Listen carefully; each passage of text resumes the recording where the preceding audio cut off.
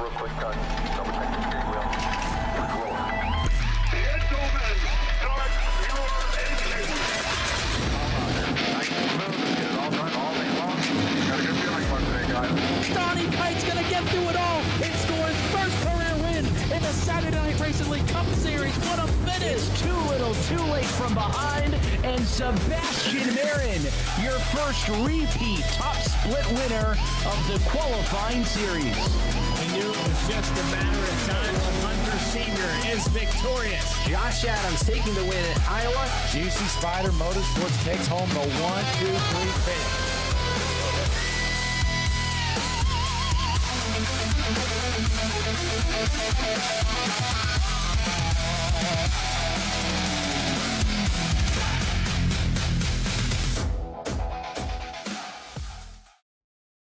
Racing isn't easy, but experiencing it is.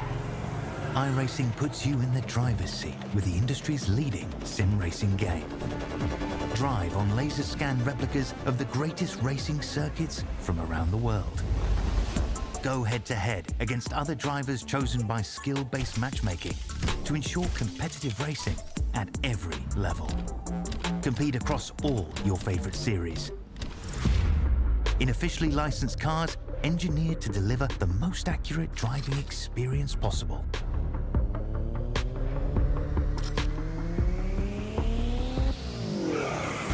Join a race or host your own with players from across the globe. Race against the computer or in a league with friends. Feel the thrill behind the wheel. Visit iRacing.com.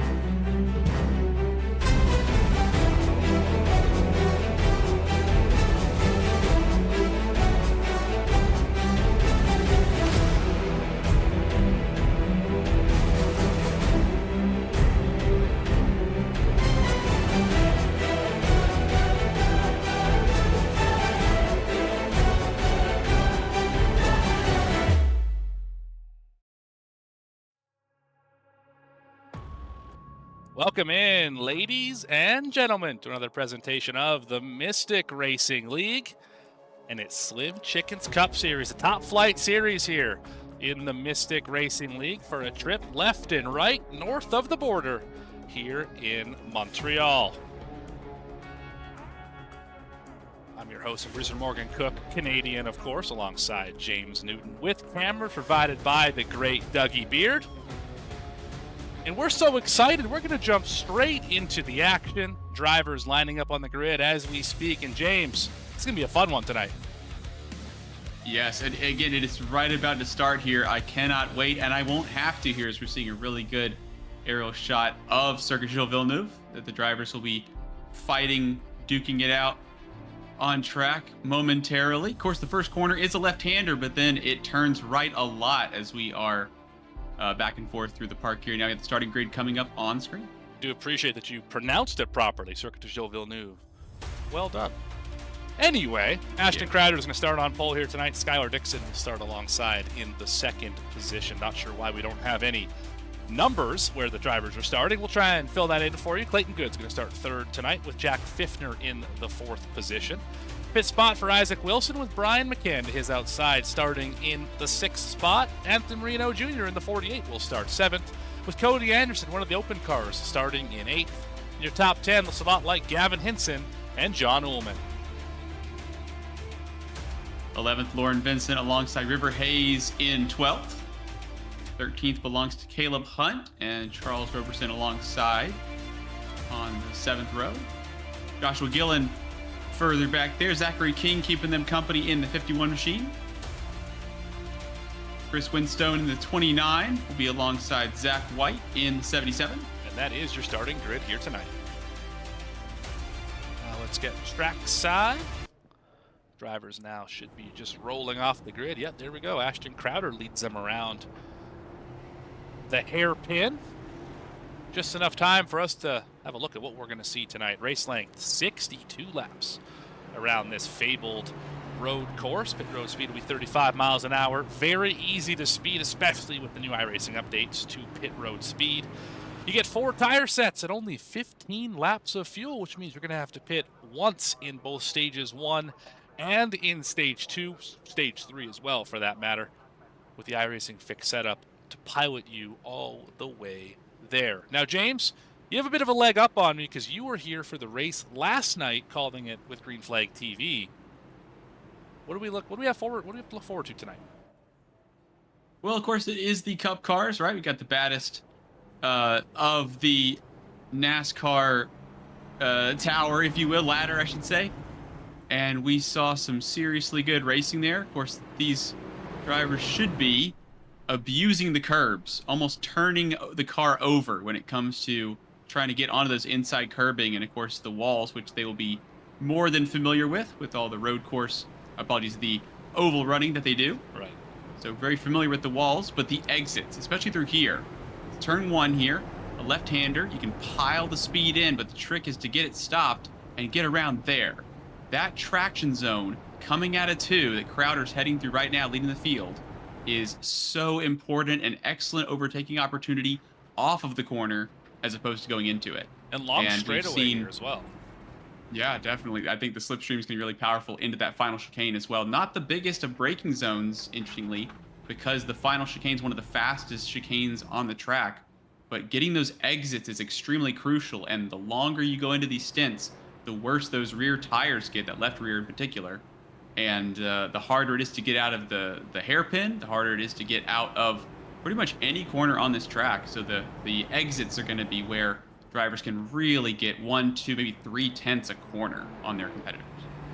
This is one of those rare racetracks in terms of road courses where your on throttle, 100% throttle time is higher than your braking and traveling into the corner time. Lots of long sweeping corners here that require you to set the car up on the right position and not, as you mentioned, buzz the rear tires. If you hurt the rear tires, if you abuse them, if you use them up, you are going to struggle mightily for the rest of the run. And these runs, 15 laps may not sound like a long time. That is quite a ways around this facility. It is a full fuel run, of course, here tonight. Yeah, it really is interesting. And again, as you see at the top left, sometimes you'll see 5 to go on a road course, and you'll think, "Oh, it's only 5 to go." It's like, no, that could be 15 miles depending on the circuit. As here we are seeing one of those all important, probably the most important traction zone on the track. The approach is a good way to get down the inside potentially, or go around the outside if you can get side by side. Try to cut back late apex and try to get to the inside of the exit. And again, it is a long, as you said, Morgan, a long run to the start-finish line. And that's where someone is going to determine who wins or loses this race tonight. Pace lights are out. Pace car can see pit road. One of probably the easier pit roads to enter because you just have to go straight instead of going through the chicane, although it gets a little tricky once you pass commitment line. What they call the wall that exits the final chicane, the Wall of Champions. F1 champions have crashed there numerous times. Will somebody add their name to it tonight? We're 62 laps away from finding out. As we roll through the chicane into the start zone.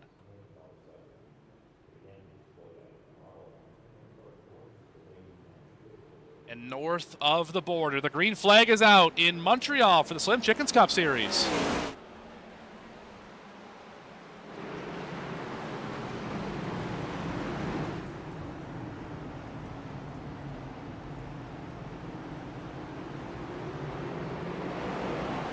That might be the smoothest first corner that we've ever seen on a road course in the Mystic Racing League.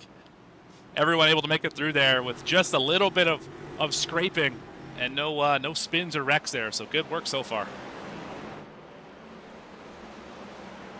Definitely well-mannered at the moment, and drivers still a little bit of side-by-side coming out of that right-hand sweeper. Again, just trying to settle in, try to get a rhythm, trying to get the tires up to temp. Kind of sending a couple of jabs their competitors' way here and trying to see if Dixon... Oh, we got a spinner. Marino Jr.'s around. Into Brian McCann. And around goes the 48. It's like Fiftner in there as well, the 55 dropping down to 15th.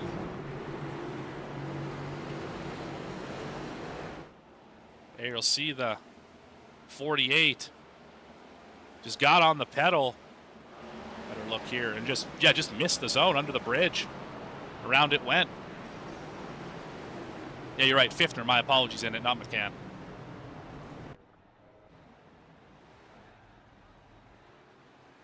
That's going to complete lap number 1 for Ashton Crowder and Skylar Dixon. Just half a second behind. Matt a little further back as... Oh, there goes Caleb Hunt. The pirouette.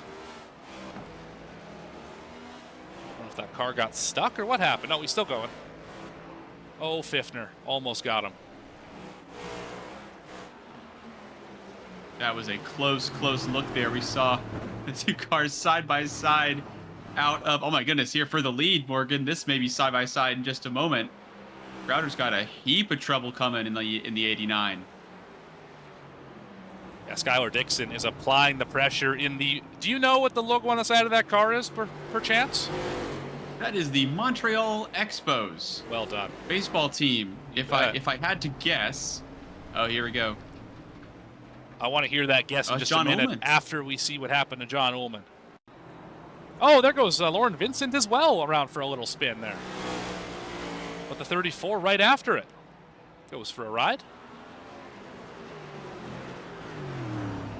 Yeah, oh, he just missed the corner. And Robertson has gone for a spin. Keep it on the 17. We'll get back to the live action.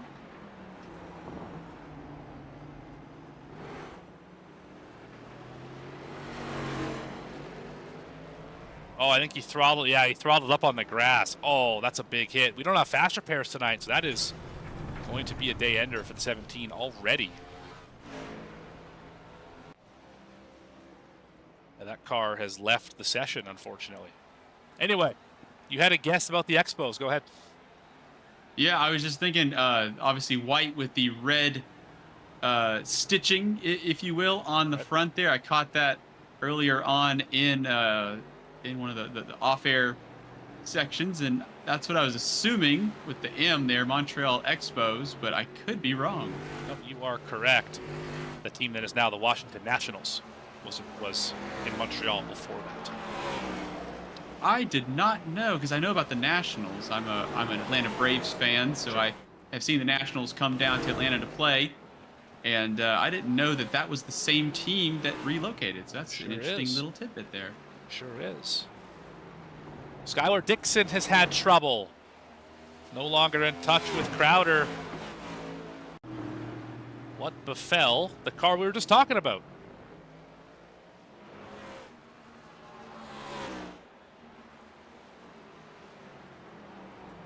Flowing part of the racetrack.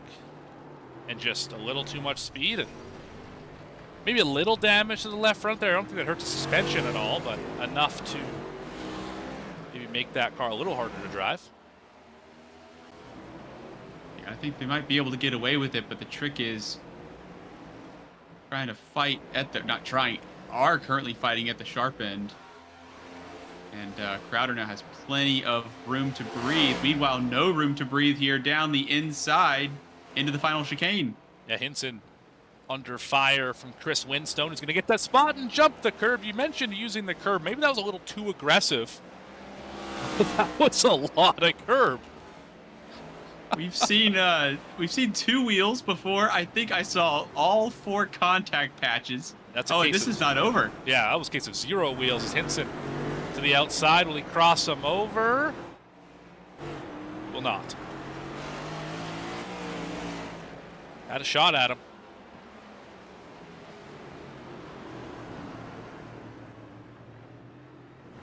curious to see the different lines here as drivers are really having to use, especially with these really wide cup cars, trying to use all the track. You'll see them go over that white line on the right. Some will, some won't. And we saw Crowder and Dixon in particular. Dixon right before their spin. I was expecting that to be... Oh, so you have somebody sideways out of the second chicane. That's Clayton Good. 91.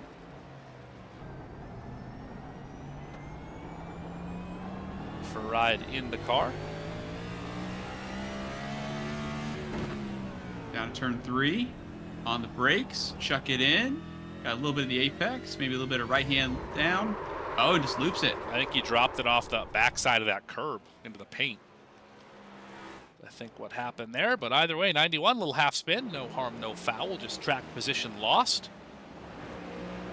And so far, only Charles Robertson is out of the race. Marino Jr. is back on the racetrack after the tow. I don't really know.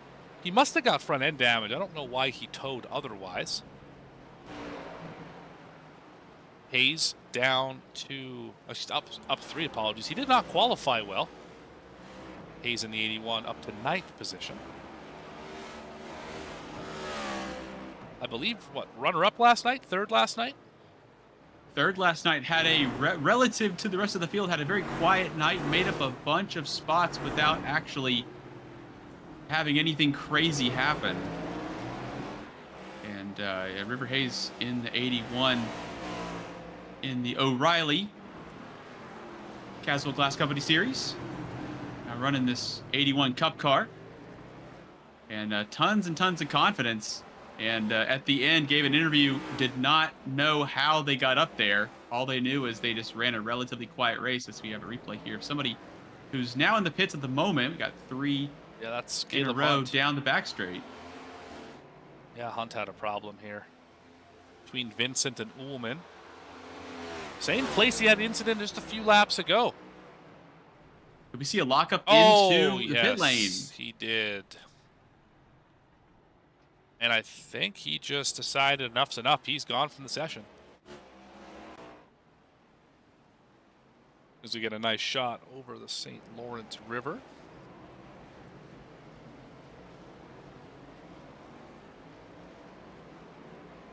This park is surrounded by water. Interestingly, on the inside, there's a small lake. Yeah, man-made island. What do you call it? Yeah, this was a man-made island for the, I believe, the Expo in '67, hence the name Montreal Expos.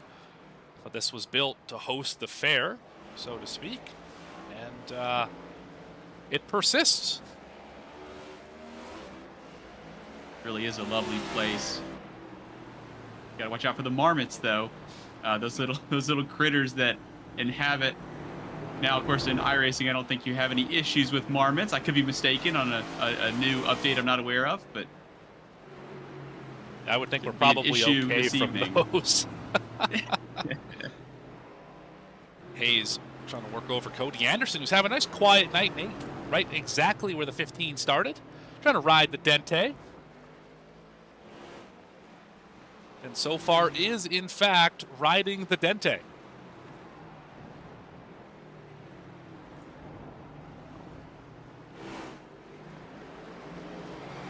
These poor brakes not getting a chance to breathe. We saw a fantastic shot, kind of hanging off GoPro style off the left side. I think it might have been of Hayes. Now looking to potentially the outside. Not necessarily for the move into the corner, but yeah, just trying to push the 15 deep. Yeah, he spooked him. He got him. Uh-oh. Oh, because he cut the corner, had to stop. I was like, why you stopping, bro? Chris Winstone has gone off the racetrack off the backside of the hairpin. Oh, there, actually, we just saw Skylar Dixon go through the grass as well. There's the 89. Like they had to slow down a little bit, having to go through all that kitty litter. Oh, he just simply missed now the all corner. out of position, all out of position. Whoa. Yeah, did a nice job. I think Barnes did a nice job of realizing what was happening. I think Isaac Wilson actually crashed as well. I think all these cars crashed this lap. This was not the best effort for drivers third on back. Oh, does he go for a move on White? Not quite. catch a curb or something? Oh, yes, he did catch a curb into the final corner, and he checked everybody up. Oh, no. You heard that siren, which you don't hear on oval racing. That means somebody's in the pit lane.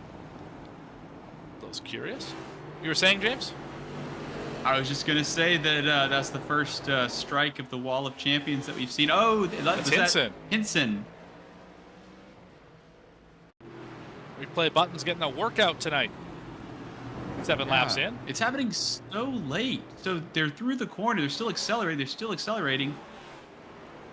And just trying to introduce a little bit of steering lock.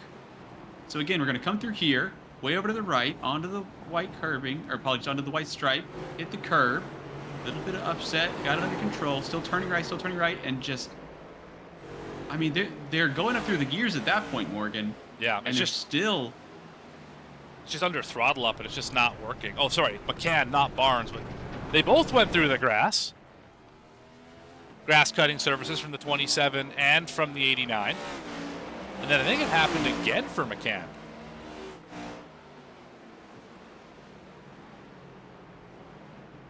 Potentially just hot tires from maybe locking up. Oh, and then you got a little bit of help from Dixon.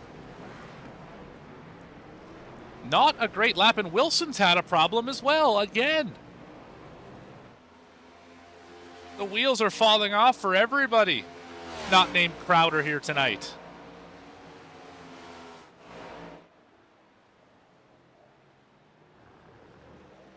Well, this is extremely eventful here. Oh, he caught the curb on the exit.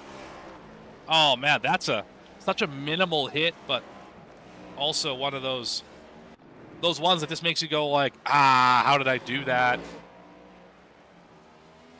This Crowder leads now by 14.5 seconds. We were looking at the fuel earlier on, Morgan, and thinking you've got 20 laps in the first stage there. Could you possibly save 5 laps of fuel on a 20-lap run? 5's a lot. 5's a lot. You could probably save. You got 15 1. seconds. You know, you could probably save 1. I don't think you could save 5. That's asking a lot out of the driver to be able to save that much. I mean, honestly, at this rate, he could pit over Winstone and still come out probably in the top 5. So I don't think it really even matters if Ashton tries to save that much fuel because it's just the gap he has. Yeah, and of course you have the other drivers who are trying to push, trying to battle each other. Right. That kind of Hayes, McCann, Wilson pack. That's where Crowder would emerge. And of course, just trying to wait as late as possible. And we've talked about a few times tonight, drivers just trying to be quiet and not make mistakes. How about Zachary King? First driver cam driver of the night, running 3rd. Yeah, doing a great job there. Around Dixon. There is Zach King. Started 16th. Just on a Sunday drive. He's focused, but you can tell he's loose. Just doing his thing.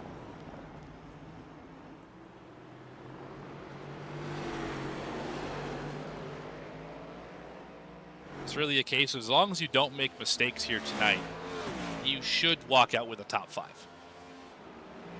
As we've seen Skylar Dixon make 2 massive mistakes already, and he's still 4th.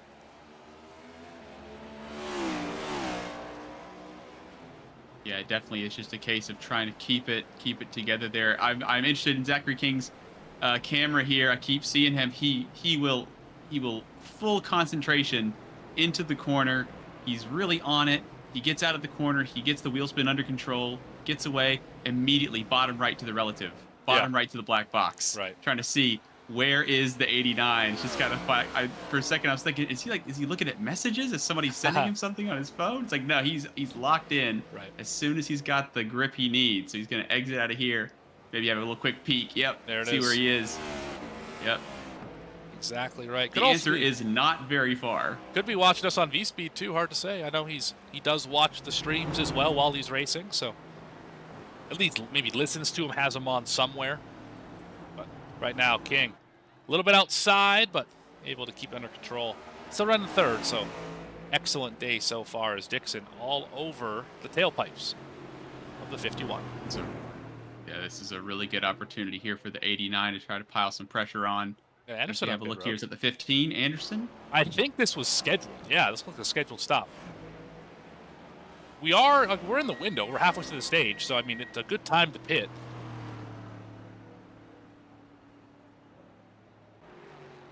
Anderson making his, I believe, second start of the season. I could be wrong about that, but I remember him specifically at Sonoma, where he placed on the bottom rung of the podium in the 9 for Reggie Kime, Gremlin Motorsports. Another fill-in tonight, Brian McCann. As there goes, who is that? I can't tell who that was. Isaac Wilson?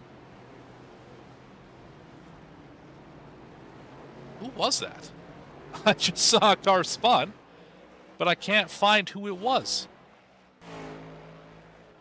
Is it Clayton Goodman? 93 in behind. Oh, it was Wilson. The Hayes McCann. Yeah. It was Wilson. Okay. Unfamiliar paint scheme for the 93 for me. Oh, no, it wasn't him. Somebody else. I can't tell who that is. That is odd. Not Crowder. Winstone. I am so confused as to who that is. Is it Gillen? Oh, it's Gillen. There it is. One more time. Oh, here. and a second one. In-N-Out Burger number 10. Another new look car here this week.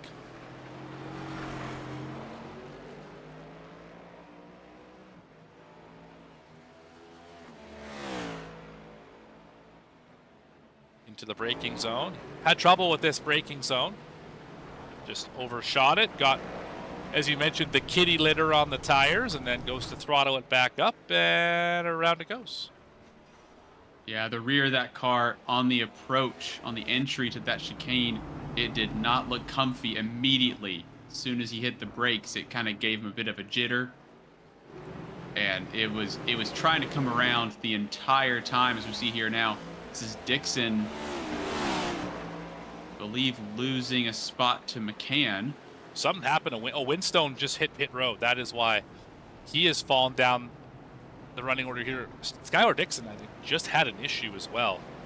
Right as we cut back to that. Trying to work around King.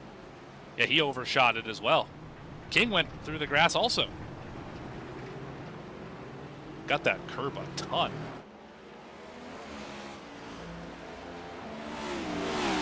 Good work by the other drivers not to get too stacked up, having to adjust their lines, which is, a little bit of a hit there. The 27, that's going to cost them the run all the way down the pit straight. And Dixon won't need a second invitation, straight up the inside. Well, hang on, they're still there. Dixon's got it for now. A little bit of a bobble getting back to gas will allow McCann to close in just a touch, but I don't think it's quite going to be enough for this next set of corners.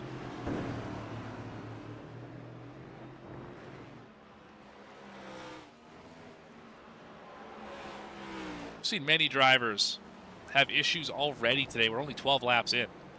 I think I can count on one hand the drivers who have yet to go off the racetrack, and I think that number is just one, and it's the leader.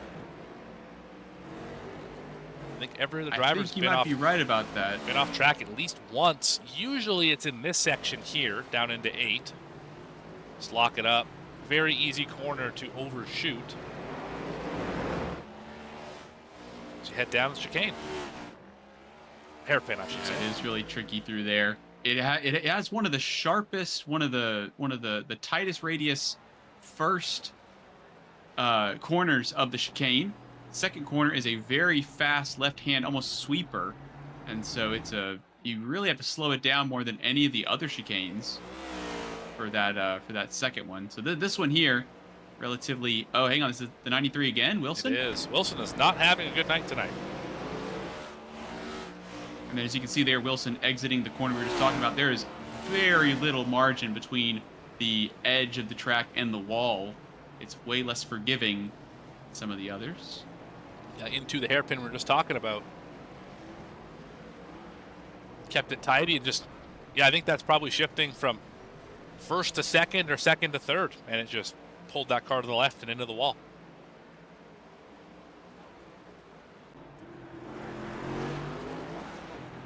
I feel like a lot of these drivers are not going to have much nice things to say about Canada after this one. Well, I would never. I would always encourage everybody to try and not generalize the entire country based on the way that the racetrack is set up compared to your style of driving. That's going to be on my tombstone probably. Don't do that. But that's it's a lot of money to put on the tombstone. It's a lot of etching to put in there to put that whole phrase there. Well, it's going to be a very large. I'm very popular, so I'm going to have Very a large really nice tombstone. tombstone. You're gonna have a. Well, actually, it may just be a big celebration. I don't know. Oh, goodness gracious. The battle here for fifth. Fiftner trying to chase down Winstone. Fiftner rebounding nicely after that lap 1 incident with Marino Jr. Dive to the inside and backs it up in. Oh, he just missed the 29. Let's see here. Out of the hairpin. Does the 55 have what they need to try to stay with the 93? It's going to be a drag race all the way down. And we're also seeing the battle for second, covered by about less than a second. As McCann hits the pit lane. Remember, drivers have to pit still. Yeah, we are 1 lap off of what we presume to be. Oh, he's going to try to force it. That was a close look there from the 89. Oh, he got to the inside. King trying to manhandle that thing up off the corner.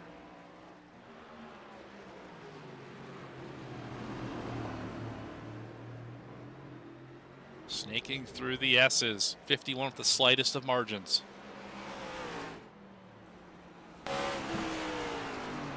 That's all it is. Back to the charging 89. Oh, that is a scary look, isn't it? Menacing to say the least there. And again, Dixon really has. Oh, Ullman's obviously slow in we've front seen of him. 89 with some. Oh yeah, here we go. Lap traffic.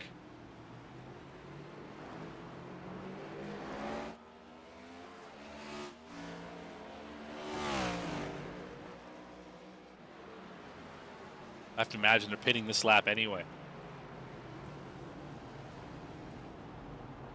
Oh, Dixon's going to hit him in the back bumper. Give him the how do you do. Not very Canadian of the 89. Very much not. Crowder's on pit road. Dixon really does seem to have the composure. We've seen the 89 in a spot of bother a couple of times. And that's kept Dixon out of the back of Crowder early on in the race. But so far, the 89 really seems to have the composure, the lines, and it doesn't seem like the risk goes up, even though Dixon is putting that car right on the edge of the racetrack, right? They're using all of the curbing. You see them going up almost on 2 wheels, taking a really tight exit through here, trying not to lose any time. The entries, the exits are all right on the edge of the racetrack. And the 89 really seems to have a good amount of pace in hand over some of the other competitors they've been battling with. Now released into free air, but trying to get around John Ullman. Now has clean air. The 89 through, and now has clean air. Also, your eyes do not deceive you. The leader, Ashton Crowder, able to pit for fuel, come back out, and still have a almost 20-second lead. Is going to be about 20 seconds once Dixon pits and hands second spot back to Winstone, who's already been down for service. Then it would be Hayes and then King, and then likely Dixon slot into fifth. Oh, King overshot it. So did McCann. Will they find contact on exit? Not quite. Not quite, but again, all of that dirt, all of that, I'll go ahead and say it right now, the gunk. All of just that gunk been dragged onto the racetrack, even if it was. And again, another right front lockup. It's the second right front lockup we've seen in 2 braking zones. Snatching that right front there, the unloaded tire as you turn in. And your car's going 60, 70, 80 miles an hour, trying to decelerate, and the wheel is not spinning an inch, which of course burns up part of the tire. You get a flat spot, which you can potentially feel as you continue to roll the tire through. You'll kind of feel it dunk, dunk, and that's just that little spot that's been burned away, almost like if you use an eraser on a piece of paper. You get that flat spot on the eraser. The tires work in a similar way, and there's a little bit of margin, or not very much margin there from Windstone. Really starting to hustle, it seems. Yeah, back to the tires for a second. The good news is we don't have flat spots in iRacing. That's not part of the tire model. You're totally right, though, the way the flat spots works. And once you get one, it's so easy to continue to add on because your tire is no longer round, right? It'll catch on that flat spot. But what it does in the sim is it increases tire heat substantially. And tire heat is the enemy that you're trying to fight against all the time. The cooler the tires are, the faster the car goes. So when you add tire heat to one specific tire, like the flat spot, it makes it significantly easier to lock that same tire up. And I want to ask you a question, James, about driver mindset. When you're behind the wheel, you make a mistake like King did, then you see him the next corner make a similar mistake. How hard is it to not press immediately after you make a mistake and dial yourself back to say, hey, I was running top 5 on pace, I will be okay? Not even on the first stage yet. Yeah, I think that it just shows how much the drivers are really pushing. They're really still trying to find the spots where they can increase the amount of risk without actually, you know, as we've seen, just drivers getting on the throttle. And they seem to be fine for almost, 30, 40 yards before they light up the rears, and it bites them so far out of the corner, so far past the apex. Seen that through this corner here as well. Drivers trying to stay out of the wall. And there are not a lot of straight bits. Obviously, we have the back straight, but even O's, we have somebody there. Who is that? Is that the 29? That was King again, I believe. And McCann went for a ride as well. I think McCann cut the corner, but I think King may have also gone off. You're going to see a lockup here. Potentially. Potentially. Oh, he just drove it in too deep. Maybe rear locked up a little bit, but that will be a corner cut. Forced King to go wide. See, King locked up the right rear a little bit, but everything is okay. Serving the stop and go. On the racetrack, not in the pits, thank goodness. That would be a disaster for the day.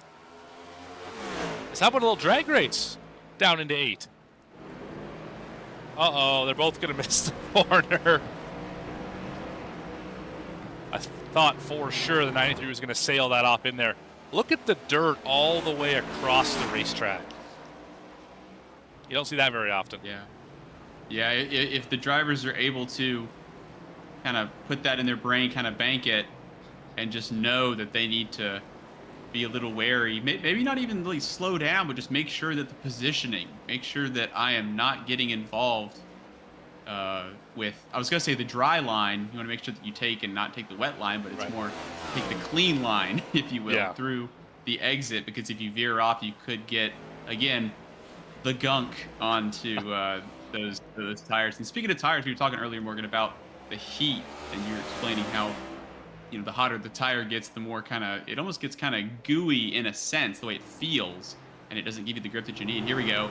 Speaking of grip that you need, we're going to go down the inside of 1. 55 going to beat them to the second apex there, and it's all as you were.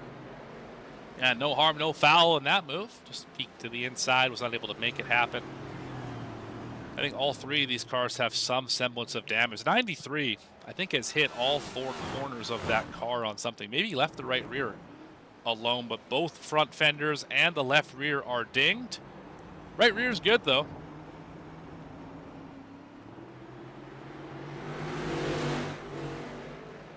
This is looking really good here for the 55. Around the outside potentially. Again, just trying to upset. Not necessarily trying to go around the outside in the corner. Just trying to force a lot. Oh, just about caused 93 to spin. He went off track himself. Probably will have to stop and go here. As good as all over the 93. And there's Dixon well off the pace.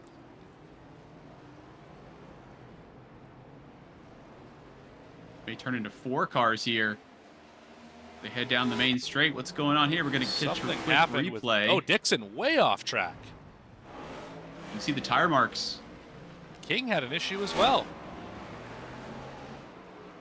Into the chicane. Might have got some help. Yeah, he got hit by the Dente. Cody Anderson. Got in him. Then a little dominoes. Pizza chaser, so to speak.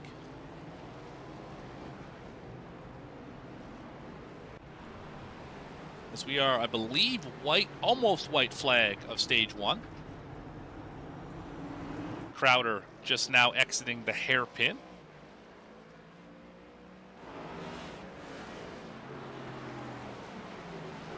How easy could it be for Crowder just to think, all right, I got 24 and something seconds in the lead.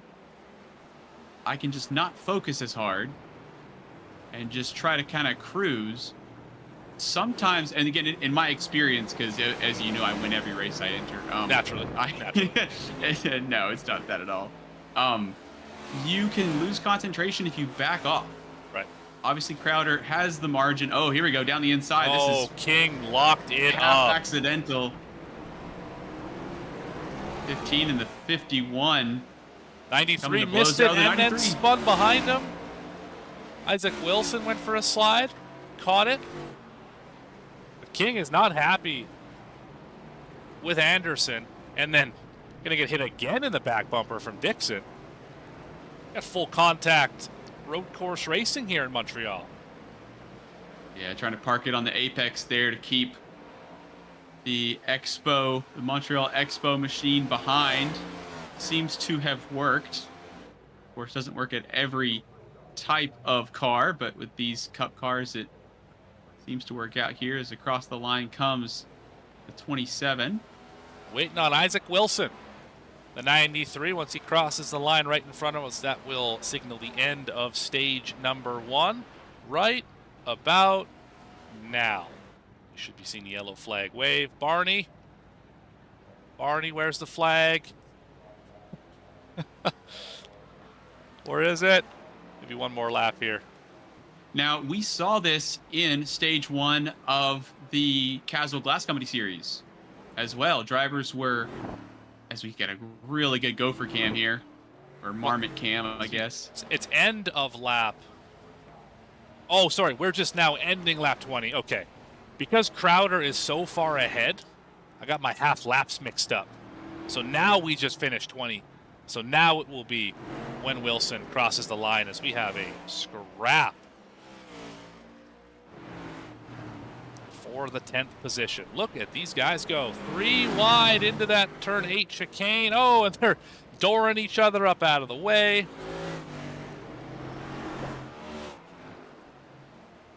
The driver's not thrilled right now with each other.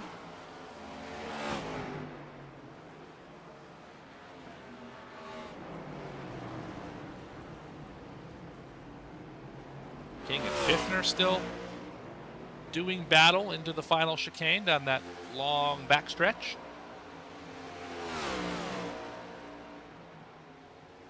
Looks like King may have that covered off. Oh, a little bit of a lockup potentially. Oh, he cut the corner. The corner. That's a cut, yep.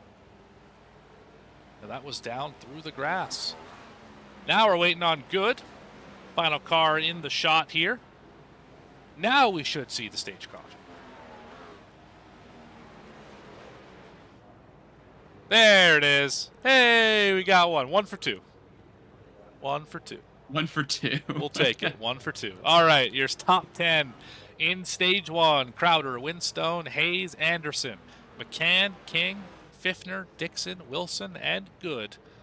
Round out your stage point getters so far in this one. Well, let's have drivers take a few minutes to get themselves sorted out. Long pace laps here in Montreal. We'll be back right after this.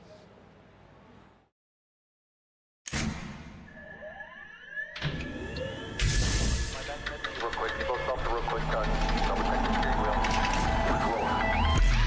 Gentlemen, start your engines. Nice and smooth, get it all done all day long. Got a good feeling about today, guys. Donnie Kite's going to get through it all and score his first career win in the Saturday Night Racing League Cup Series. What a finish! Too little, too late from behind, and Sebastian Marin, your first repeat top split winner of the qualifying series. He knew it was just a matter of time. Hunter Sr. is victorious. Josh Adams taking the win at Iowa. Juicy Spider Motorsports takes home the 1, 2, 3 finish.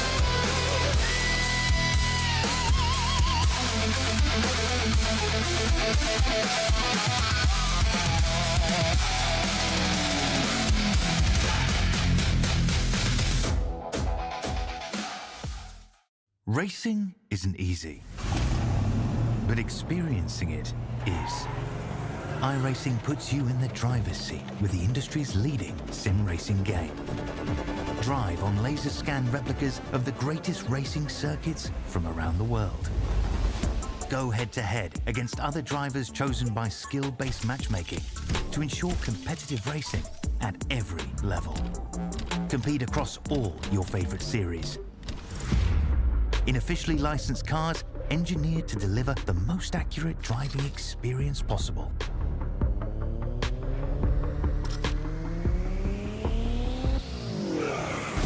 Join a race or host your own with players from across the globe. Race against the computer or in a league with friends.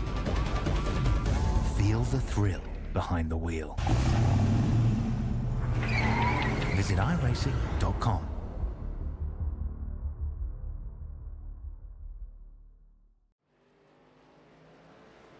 Back here on VSPEED under cockpit for the end of stage number 1.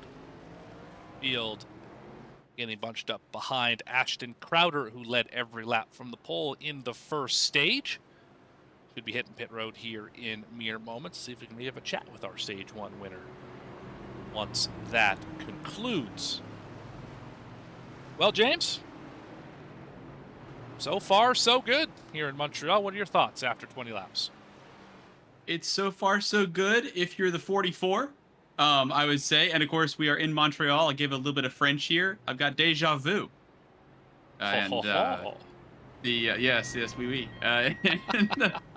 So Crowder is looking very strong, not making any mistakes. Obviously, the pace is there for the 44 at the moment. And one, as you said, one from pole, won the stage.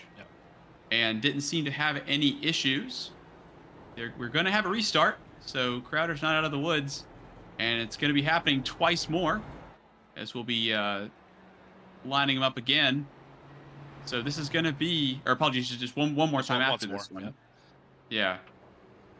So we'll have to see how the start goes, but there doesn't seem to really be any strategy other than just pulling the pin for the 44. And as we were speaking a little bit off air, we were talking about some of the drivers that seem to be, even if they are making mistakes, they overall seem to be more comfortable with the car underneath them. River Hayes recovering to P3 for the stage just now. And I think there's some other drivers, again, they'll get all mixed up in the pit lane as Crowder stays out. But I'm interested to see with our stage 1 winner here, if he will allow us that opportunity.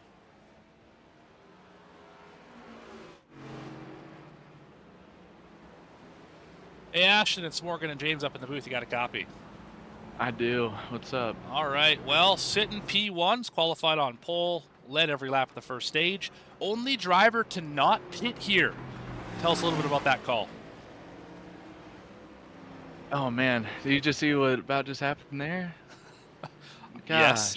Wow. Yes, nobody but, called that one out. That was crazy. Okay. And now we're getting the call. That's perfect. All right. Oh wait, I gotta tell him something. Zach told him something. All right, cool.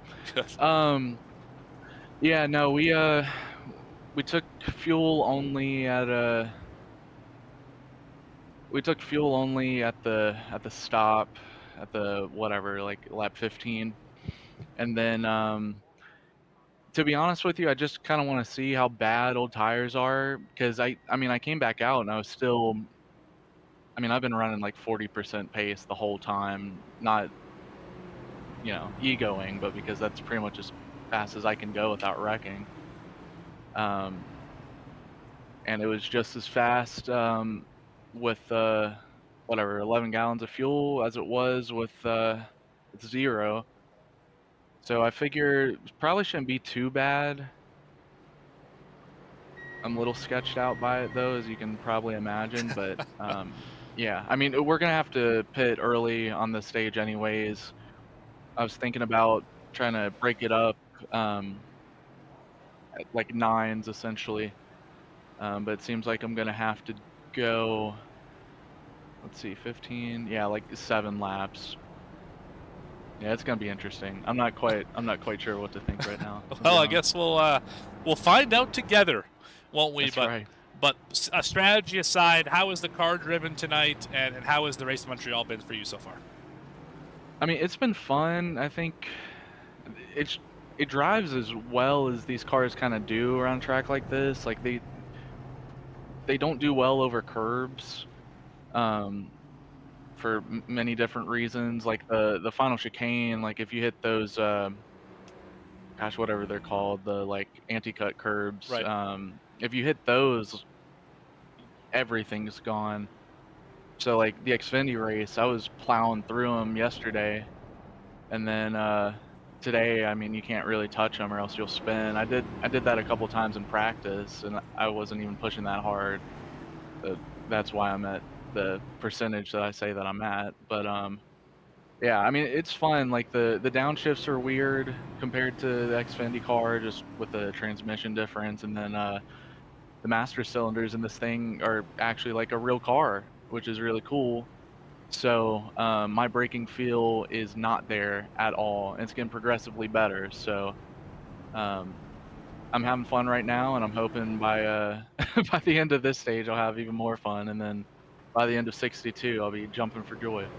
All right, well, we'll figure that out when we get there, I suppose. Thanks for talking with us, Ashton, and good luck on the ensuing restart. Oh, thanks, Morgan. Y'all have a good one up here. You bet.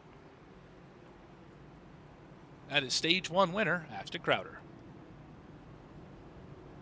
Multitasking in the sim rig, James. It is it's complicated. Lots to do behind the wheel, more so than people realize. Yeah. Well, I think again the embodiment, visually and audibly, of it's not a game, it's a sim. Right. Having to do mental math because you can run out of fuel. Yes. You know, if you don't get it right, if you make a mistake, not Crowder specifically, but if somebody makes a mistake and gets it wrong, you could be crawling. Again, as we saw last night, a couple drivers got it just a bit wrong and didn't make it to the finish. We saw that in the series in Sonoma earlier this year. Trevor Keith, that's right, had a great shot at winning that race and got the fuel call just completely backwards. Ended up finishing 10th with no fuel across the line. So we've seen it before, and we'll probably see it again from somebody. Will it impact the finish of the race today? Green flag is back out. Barney's waving it. And we are back racing in Montreal.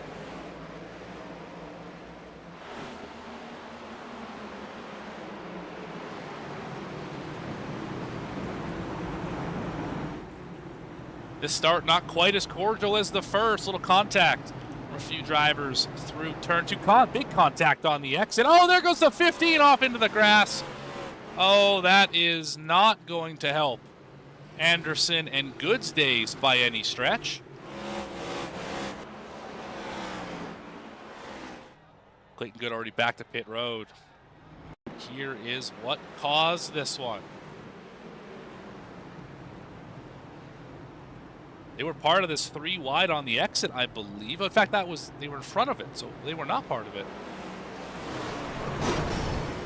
Yeah, Anderson just, I think, came up a little bit. Good was there already, and they both end up with pretty significant damage good already has left the session, will be the end of his night.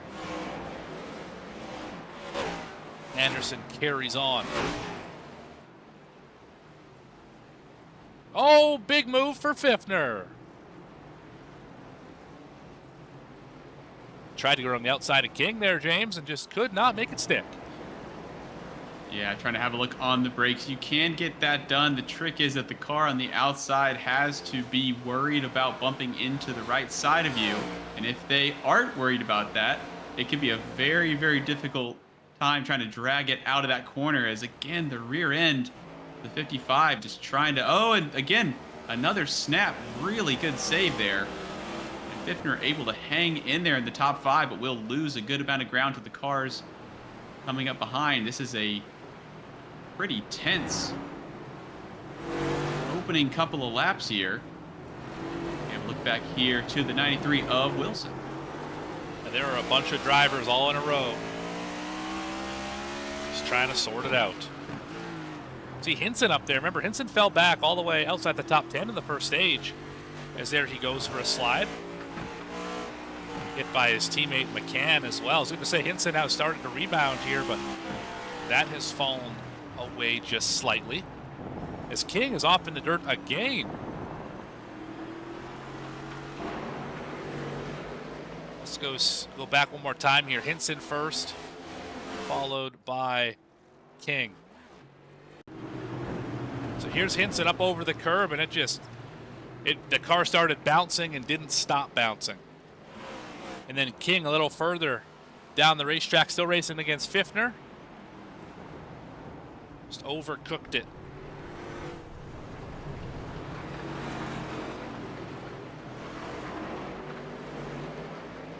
Some would say a touch burnt on that corner. You don't have to, but you could. We talked to Ashton Crowder earlier on, who was explaining the differences of the two cars. Obviously, you know, well, this one's a NASCAR, that one's a NASCAR. You just drive it the same way. And it couldn't be further from the truth there. Again, some of these drivers really riding those curbs the way that the O'Reilly cars were running previously. And from Crowder's cockpit, staying away from the curbs is the way to go. You know, braking this way, you know, trying to make sure that the rear end doesn't come around on you. This kind of traction, driving almost slower, keeps the car on the track. And it seems like it's almost night and day between the two series. And the 44, again, having to drive completely differently. And it seems like from the lines that they're taking, the way that they're using these curbs, Morgan, that some of these drivers are attacking with the same aggression as they were with the other series, and it doesn't seem working out for them. In certain cases, it is working out, though, for Dixon right here on back of King. I agree with everything you said, except it's NASCAR stock car, which is a bit of a redundancy because, of course, the word stock car is in the acronym for NASCAR, but nonetheless, NASCAR stock car or NASCAR race car. But I digress. I digress. But you are right. Some drivers are really attacking these curves, and we've seen it bite the 93. And there we go again, another time around here. We've seen it bite the 93. We've seen Hinson get caught up in it. We've seen Marino have issues. King's had many a problem tonight. McCann's had issues. Pfiffner. I mean, the list goes on and on of drivers who have treated this like it was last night, where you could really get all over the curb, especially right there. That is just not the case here. This car, with being so rigid and so, I mean, I guess there's just no roll in this car. So you hit a curb, and instead of getting the deflection of the suspension you would expect in the B car we saw last night for the Castle Glass Series, it just wants to go for a ride on you. I believe Hinson has had another problem. Just another half spin for Hinson all the way around this time, but again, does a nice job here of not rejoining into traffic. Just patiently waits for Ullman to get going, and I believe now we'll fire it up. That is the right way to get rejoined, and a lot of drivers can learn from that maneuver right there, James. Yeah, very, very, maybe not even patient, just the Pfiffner's wherewithal. Oh, hang on here, right in the middle of the track, going to split That is the also oncoming cars. the right thing to do. Big props to Pfiffner there for not moving.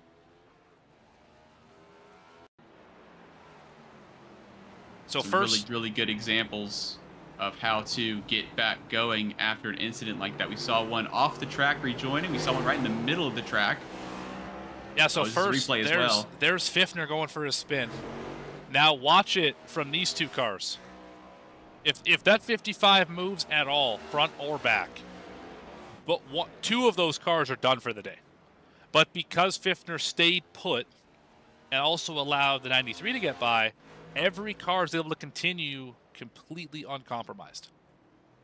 Yeah, definitely. And that could also have been some self-spins or into the wall from either car. Right.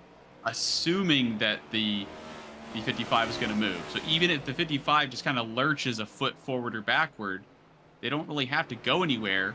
They just have to wiggle a little bit, and both cars would... Oh, there's another spin there into the entry of turn 1. That's Marino. We just caught that out of the corner of our eye. But Marino, who's back up to 10th, by the way, first car a lap down. Terrific rebound for that lap 1 incident with Pfiffner, where he went all the way back to 18th. It's now back up into the top 10. Just overcooked it a little bit here. Sailed it off into the corner. Pfiffner is on the pit lane. A wheel hop there for the 48.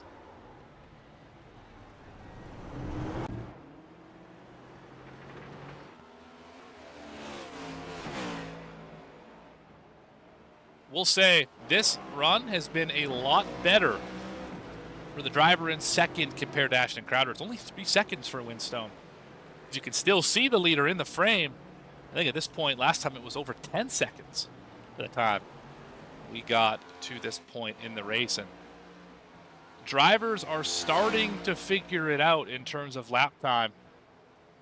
Roll up the fast lap times on the screen for you.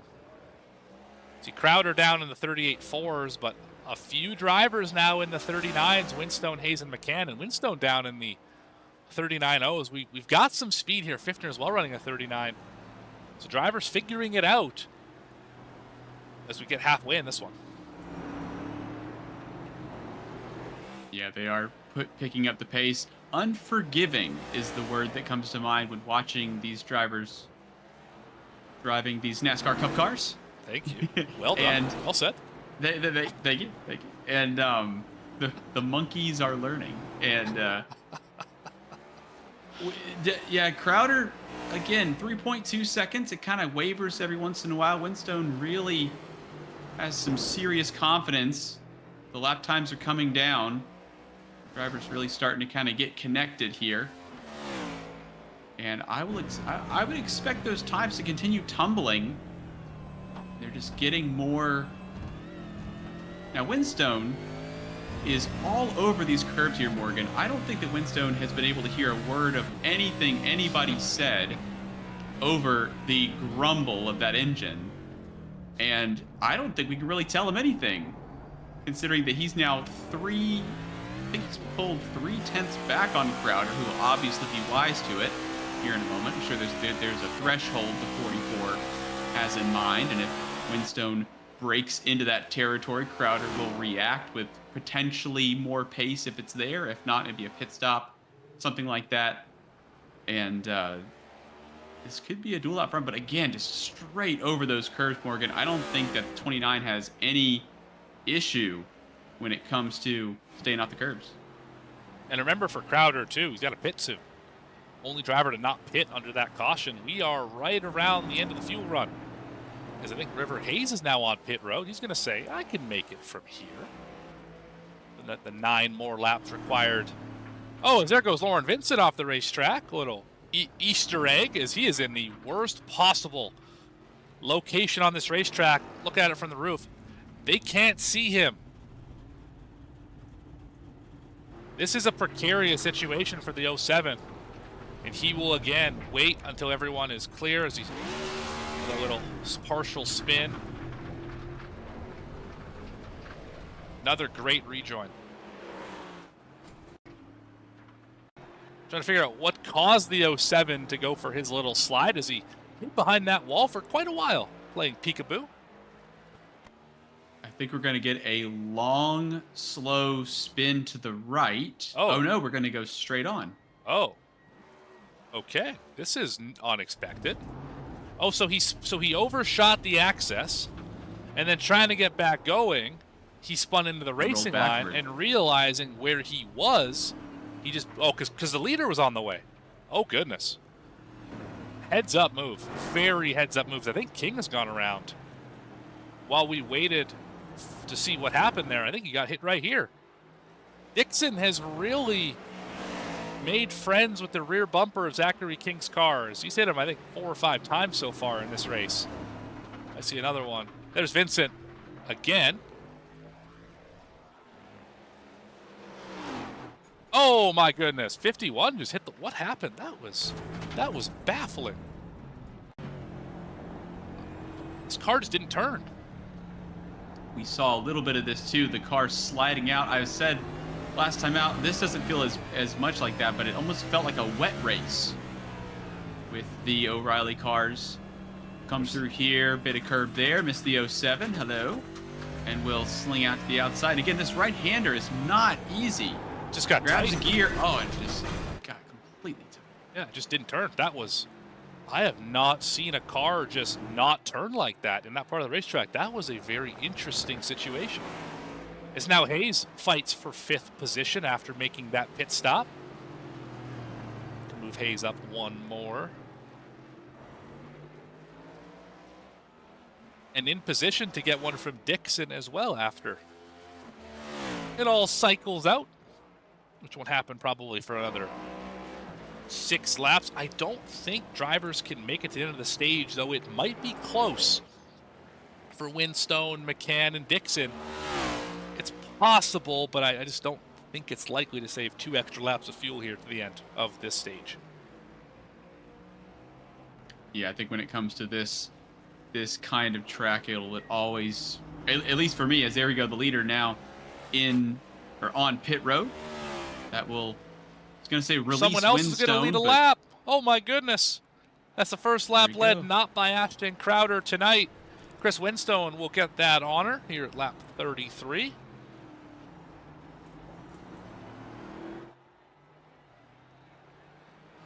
Curious to see what kind of lap time Winstone can do without the 44 in front. Got 2nd place McCann. That Crowder's going to fall back to 4th. Dixon also cleared. Remembering, of course, all 3 of those drivers have to pit. King also on pit road here. Should see Wilson soon. There's Wilson now.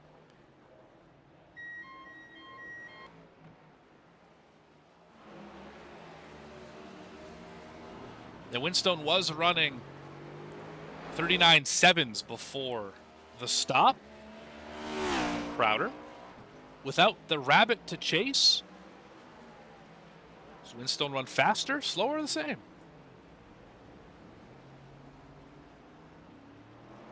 I bet you'd be slower. I'm trying to find where my logic's coming from, but something's telling me that it wouldn't be quite. I wish I had a reason to tell you there, Morgan. That's incredible.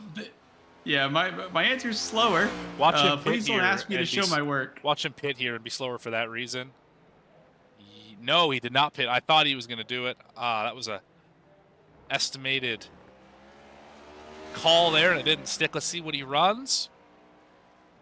This time it's a 40.5. You are correct. He was slower. 0.8. Thinking just out there not by yourself, but out there. No, this is not by yourself at all here. We're looking at Wilson, Fiffner, and Marino Jr. Marino Jr. The 48 is not part of this battle for position. This is the battle for 6. Marino Jr. is back in 10th. First car a lap down. Which he will get the lucky dog at the end of the stage should things continue on this way. I also want to mention a few drivers out of the race. Cody Anderson has decided enough is enough here tonight. Lauren Vincent as well. Clayton Good, Caleb Punt, and Charles Robertson out of the race. Zach White is still on the racetrack, 5 laps off the pace. Getting worked over there by Dixon. Drivers a lap down. Marino Jr. is 1 down. Gavin Hinson is 1 down. Joshua Gillen is down a pair of laps to the leader. Watching too much baseball, clearly. Oh, let's talk about Expos, Nationals. I was gonna say how Canadian of you to watch too much baseball there. Oh, we have a spin there out of the final chicane. Gillen? Oh, it was Gillen.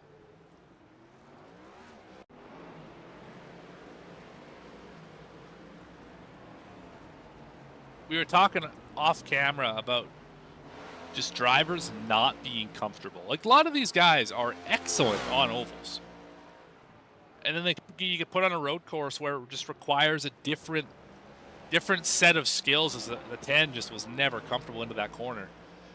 And it looks like it's some of these drivers' first time in the sim. Of course, that's a little bit harsh, but that's just the nature of going to a different discipline. This is a very different discipline than oval racing.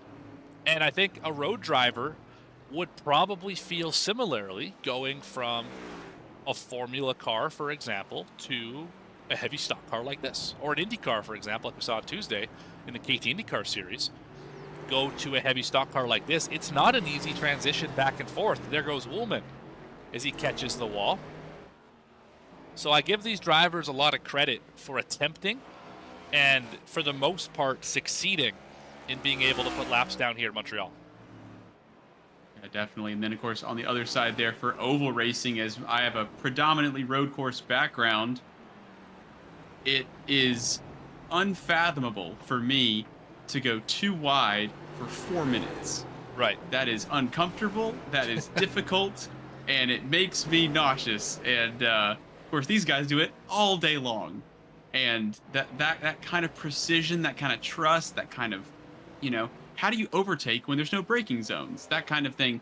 Right. Well, this is how you do it. You diamond off the corner, you go high side, all these different ways of going about it on oval. Same thing with all the different nuances. Again, the exit of 2 coming into these chicanes here, not the best overtaking opportunity, but it can get you right on the back bumper, potentially into the hairpin, which is one of the heavier braking zones. And then all the way down the back straight, you can kind of get right underneath. And now around the outside of 55. Oh, he hit the wall, too. He got that thing a ton. The wall down.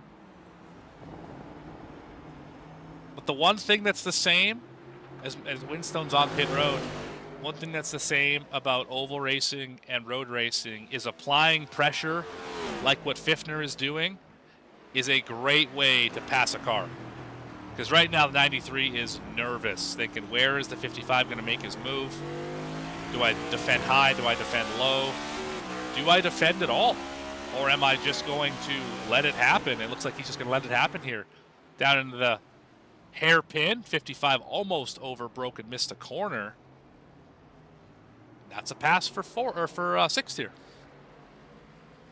Fantastic move. Really good driving by both drivers as well.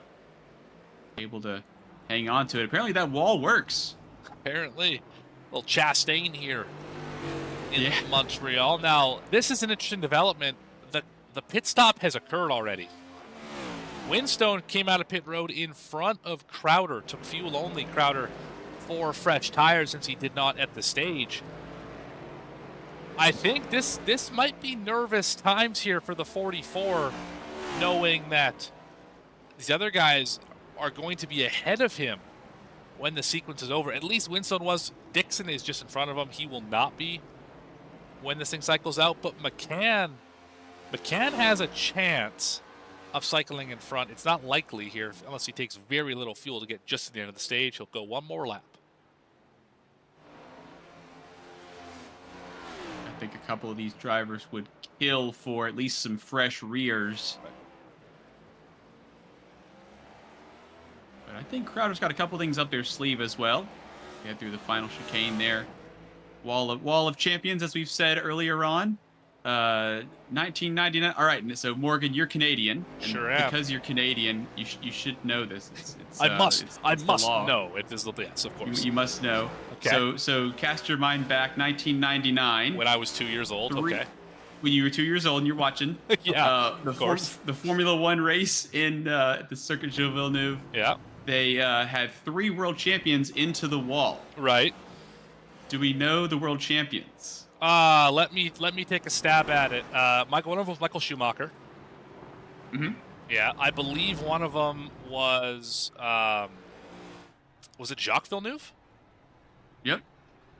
And the other right. one, Jacques being Gilles' son, the other one, as the 89 goes off track a little bit there in 2. Oh, that's a great question. Who would the other one be? I'm going to look real bad for my F1 fans in the chat. Who the third one is? I think that's King off track. Was that Winstone or that was King? Who goes off the racetrack? The third driver. I think you got me stumped here. So Gilles Villeneuve is Jacques Villeneuve's father. Yes. And the third champion is the son of a former world champion. Oh yeah, you're not helping me at all. So that'd be Damon Hill. Yeah, never would have got that. So Graham Hills. Yep. Gotcha. So, hey, 2 out of 3 ain't bad. That'll get the job done. Oh no, absolutely, yeah. The only one I knew for sure, by the way, was Schumacher. Jacques Villeneuve was just a pull. So. the names on the track. So yeah, educated guess for the win. Oh my goodness, here we go. This is the battle for second and eventually the race lead. Winstone under pressure from Crowder.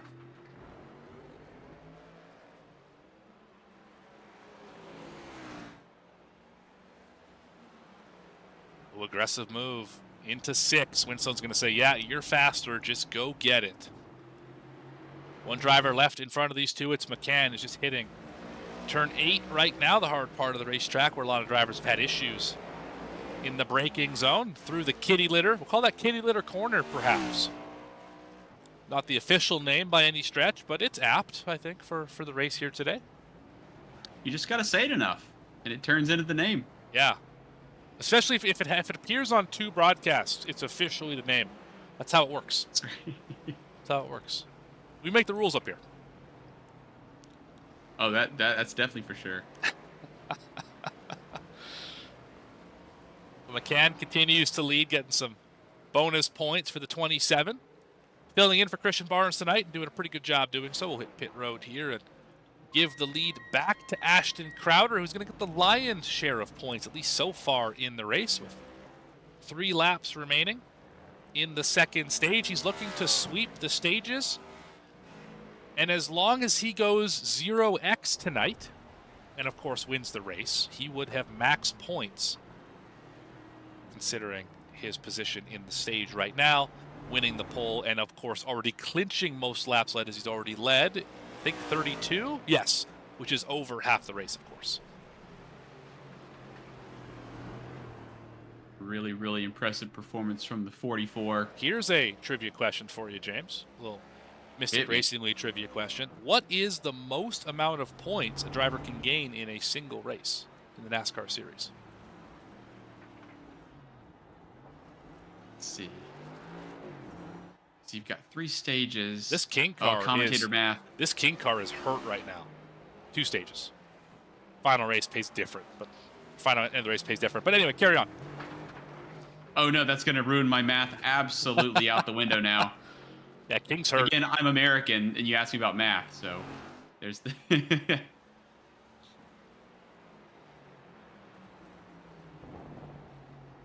right front of the 51 does not look good at all. Can's should hold on to 3rd here.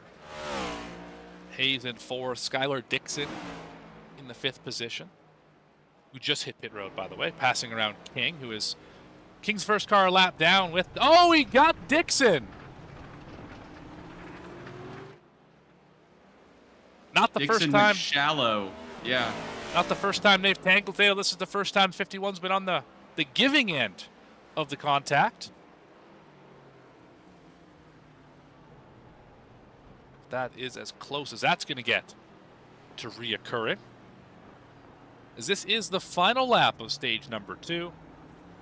Crowder out front of Winstone by 1.3 seconds, which I think a lot of drivers did not have on their bingo card as far as the gap for the win of stage 2 being under 2 seconds.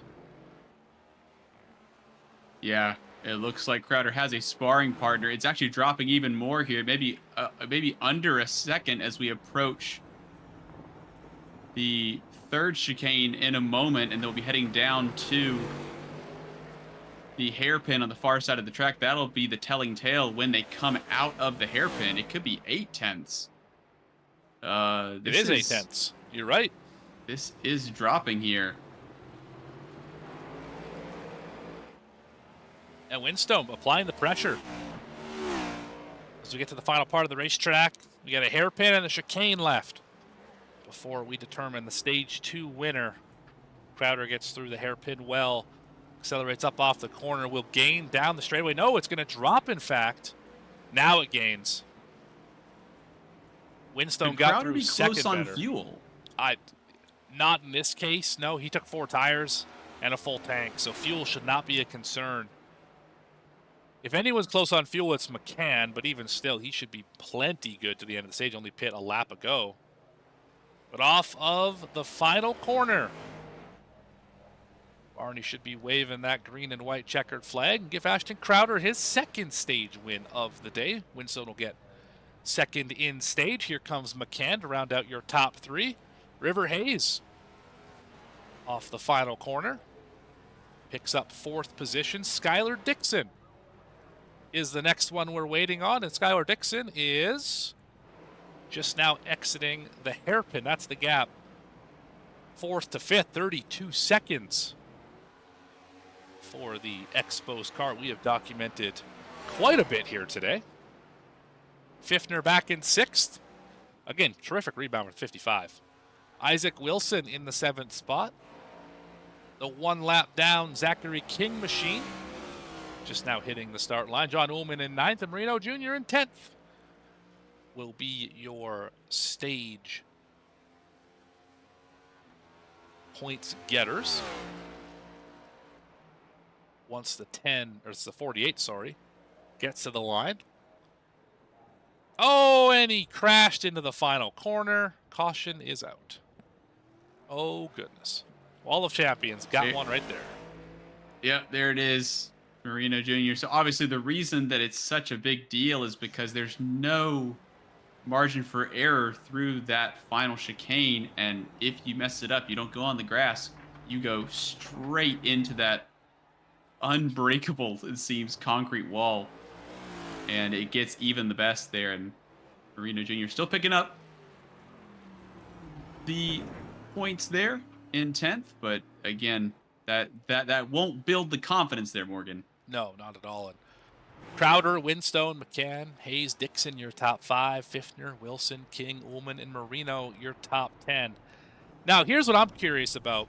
For drivers, King, Ullman, and Marino are the only 3 a lap down. If everybody in front of them pits, do you dare stay out to get the wave around? Do you dare? Actually, I'm going to pull that back a little bit. King is so heavily damaged, I don't think there's a way he can stay out. I think Ullman might be in the same boat for damage. And Marino Jr., we saw him backing into the wall, so he's not doing well either. So they probably all 3 pit. But I do wonder if maybe Ullman decides to stay out and potentially pick up that lap back. In fact, they're all going to stay out, it looks like. Oh, no, we haven't got the pace car yet. Wow. Oh, gotcha. Yeah, I think that probably the most important thing is just having a healthy car. Again, we saw on the restart that all the drivers, they were all bunched up and drivers making mistakes. We saw Hinson go around early on in stage 2. And I think it sounds simple to the point where it almost sounds, kind of stupid, but basically keeping the car together and keeping it on track for those first couple laps can completely change how the stage goes. Right. And this run to the end is going to be the longest, or it's going to be, kind of this similar style of run. It really is all about just getting a decent start. I don't think you really have to overtake anybody at the start. Just keep it on the road. Stay out of any accidents that might occur. It seems like that's a very common thing at the beginning of these restarts. And Crowder will most likely have the best chance at getting out of trouble. But it just seems, again, as we've seen, cold tires, not a lot of drivers are comfortable, potentially a little bit of dirty air, and just trying to stay out of the grass, try to stay off the curbs if you can. And I'm sure you can make up 2 or 3 spots just by other drivers running into issues, just making sure it's not you. And I think the 81 of River Hayes might be, we haven't really seen a lot of the 81, and that's because the 81 hasn't really been providing us with anything spectacular in terms of, you know, a spin or a lockup or an issue or something strange happening. And what does that remind you of? River Hayes last night did the same thing, right? I was trying to think of somebody else that was like that, and No, the River answer Hayes. is 81 of River Hayes. As Windstone stayed out, and that means no wave around. King's gonna get his lap back, lucky dog, but no wave around for Ullman or Marino Jr., who also stayed out. So Marino Jr. probably made a mistake here by not pitting. I can't imagine that car is healthy. Probably not. But let's chat with our runner-up from the second stage. That would be Chris Winstone. Chris Winstone, Morgan and James up in the booth. You got a copy? Hey, yeah, I got you guys. How's it going? Doing quite well. All right, race leader. How's that sound? Pretty good. I think that's going to go back to Ashton here pretty soon. I just don't have the pace to keep up with him, but, you know, feels good to be up front for right now, at least. So you seem to be the only driver who has really any comparable pace to Ashton Crowder at the moment. Is there anything left that you have that you're holding on to try and get him here in the final stage? He'll restart, looks like 4th in this one. Is there anything you can do to try and hold him off, or is it really just a waiting game into the end of the race? I think it might be a bit of a waiting game. I mean, I could try, but I'm honestly coming from, you know, I primarily do GT3 racing, so I'm still very new to this car. Especially under braking, I kind of struggle. I'm used to the training wheels of the ABS, and I've locked up a couple of times. But you know, if I can keep it clean and you know, avoid some of the chaos of which I think there's been a lot of, then I don't know. We'll see if he can get through the traffic, and if he does, then he'll probably have me on pace. But if not, then just got to hold it steady. Yeah, you sure do. And you said you mainly run those GT3 cars over here to the GT3 inspired NASCAR Cup car for the Slim Chickens Cup Series. Should we expect to see you in any more of these events here throughout the calendar year? Yeah, I'm doing a few, just mostly the road courses here. I got some other leagues I've been, you know, getting into the oval stuff. I just did a couple days ago. I did a Legends race on dirt. So I've kind of been, I did an IndyCar race with you guys a little while ago. Right. So honestly, I mean, I'm trying to get into a little bit of everything. I figure if I can just drive everything, maybe eventually I'll be good at, you know, pick up some pace in the GT3s too. But it's tough. It's definitely been a broadening of the horizons, but it's been really fun. Absolutely. And while we got you up here, who do you want to thank? Who do you want to shout out for your race so far today? Well, thanks for Zach for getting me in the car in the first place and, you know, giving me the chance to race.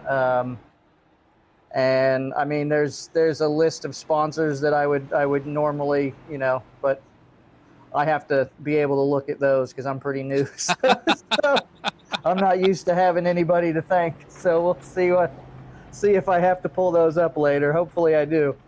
Awesome. Well, thanks for your time, Chris. Good luck the rest of the way, and we'll see. Appreciate it. We'll see if we chat with you in just under 20 laps. Yes, sir. Thanks a lot, guys. You bet. That is Chris Winstone, currently the race leader. It's always nice when you're having a good time as the leader, right? Laughing, having fun. But you know that there may be the inevitable Jaws music that plays in a few laps. What are your thoughts on that, James? I think it'll be interesting to see when Crowder, or I should say if Crowder makes it through, which moves, which moments will the 44 try to use to hopefully for the 44 go forward. And I think that this restart is going to be interesting. You said Shaw's music. And of course we have a secret agent in the 29 there, and almost sounds like they are cross training at the moment, trying to, as I think he said, broaden his horizons. So this is definitely quite the horizon has been broadened, I would say, and again the 29 putting on quite a bit of pace, and again the gap from the 29 to drivers behind is a big problem for the rest of the field. Crowder, we know, has very, very good pace, probably the highest pace of anybody that we've seen so far in the race at this stage. But the 29 is also an enormous problem for guys like McCann, for Hayes, for Dixon, for Pfiffner. And those two seem to be, pace-wise, in a league of their own. So again, this restart for both drivers trying to get away from each other, or I guess in the case of the 44, trying to get up to the back of the 29, Winstone may be able to get away pretty quickly, potentially. But of course, they're all going to be bunched up. And into the final chicane. For that green flag to fly, the final restart of the day. Stage 2 is concluded, and Stage 3 has now begun. Under 20 laps to determine who is going to win the road course race in Montreal at the Circuit de Gilles Villeneuve. McCann on the loud pedal. He's going to get the jump. He might have jumped the start, in fact. And we are 3 wide, almost into Crowder goes the 81.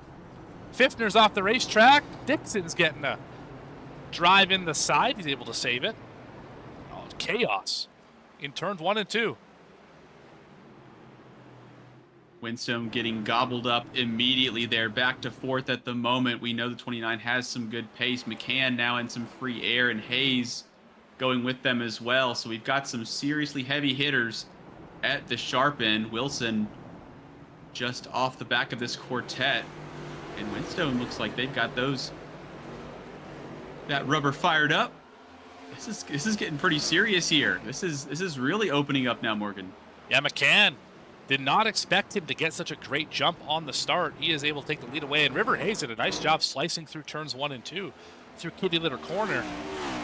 Crowder now in 3rd, keeping an eye on these two as Winstone starts to slide back a little bit in his 29. But Wilson and Skylar Dixon are still in touch, and Marino Jr.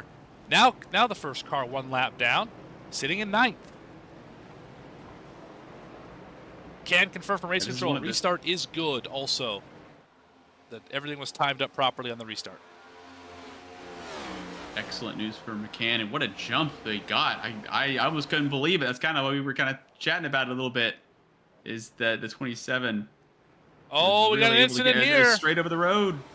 The 89 missed. Oh, and Marino Jr. hit the wall as well. That's 3 cars in 1 corner having problems. We'll see it again.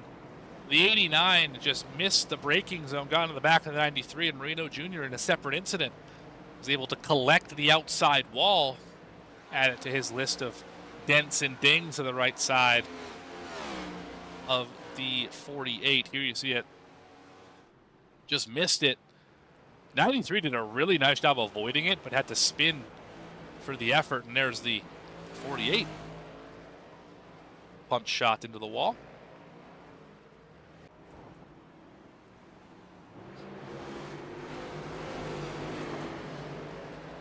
Top 4.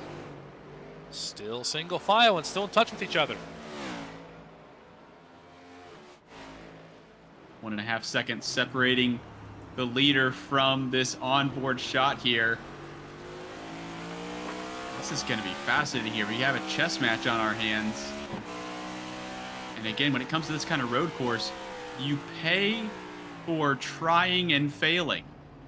If Hayes goes for a lunge on McCann and can't get it done, Crowder's right there. If Crowder, even though Crowder, the 44 is working really, really well today, won both stages from the pole, and it's been very, very strong. But if Crowder goes for a move, and if Hayes puts up a defense, Winstone may be, getting a good exit off of potentially turn 2. So if Crowder tries to go now, they've got to get it done as they get straight over those curves because of 29.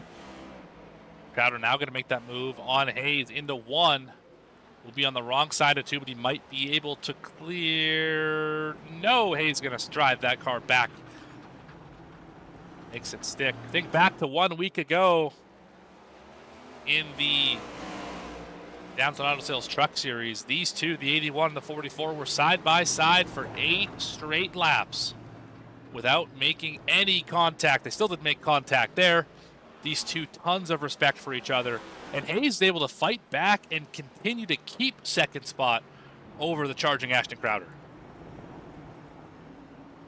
McCann is loving this here, Morgan. This is exactly what the 27 was hoping for. And the Domino's machine trying to run away, which would be my maneuver there as well. Just scream and press the right pedal, and it seems to be working there. Hayes still putting up a serious defense. And again, Crowder is just looking for an opportunity. There's not really an opportunity there. Hayes putting the car in all the right spots. A little bit deep. It's maybe Wilson. Yeah, Wilson went for a spin here. Behind Marino Jr. Sower Dog on the hood.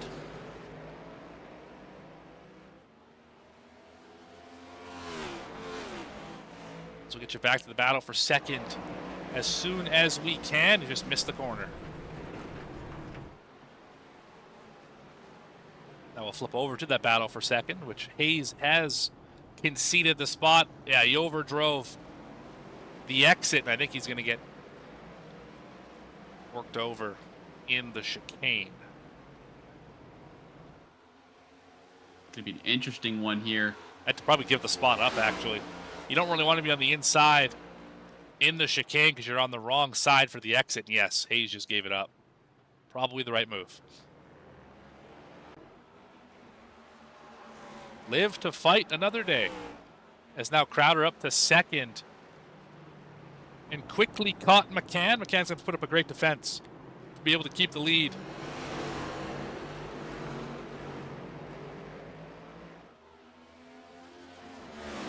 Just haven't quite seen the raw pace out of the 27 that we have out of the 44 or the 29.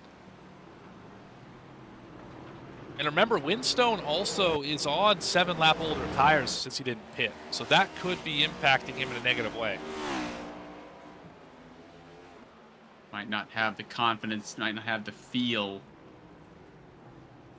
And that was quite brave there. McCann taking the normal line. Crowder trying to scare the 27 off of the normal line. That seemed to almost work for Hayes earlier on.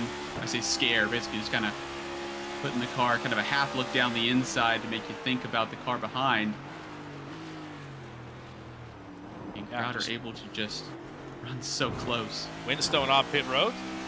That'll be his final stop of the day. Pit window just opened. Here comes Crowder. Oh, he's good. Oh, wow, that was close. He poked the nose and the 27 slammed the door.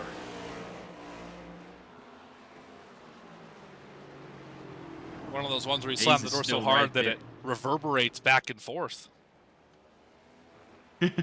One of those where it rattles on the hinges there. Yeah, my goodness. Trying to send a message. The message is, I guess the message is...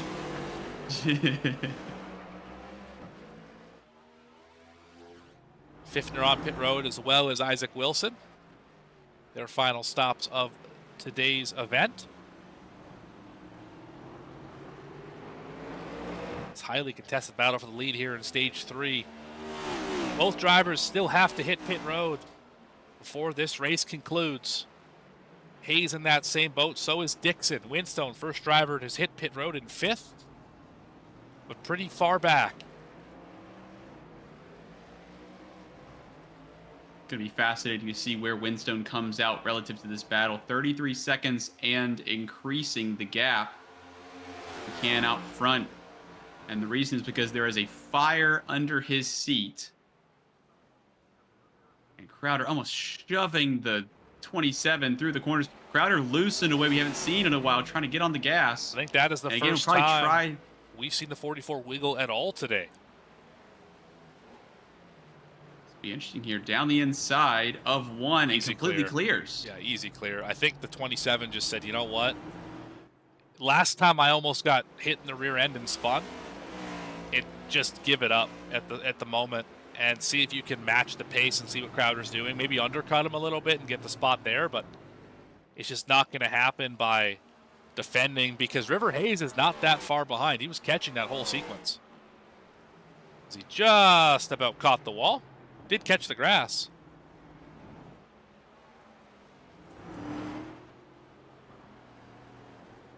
And does Winstone have the pace to run some flyer laps here and be able to undercut the 4 in front of him?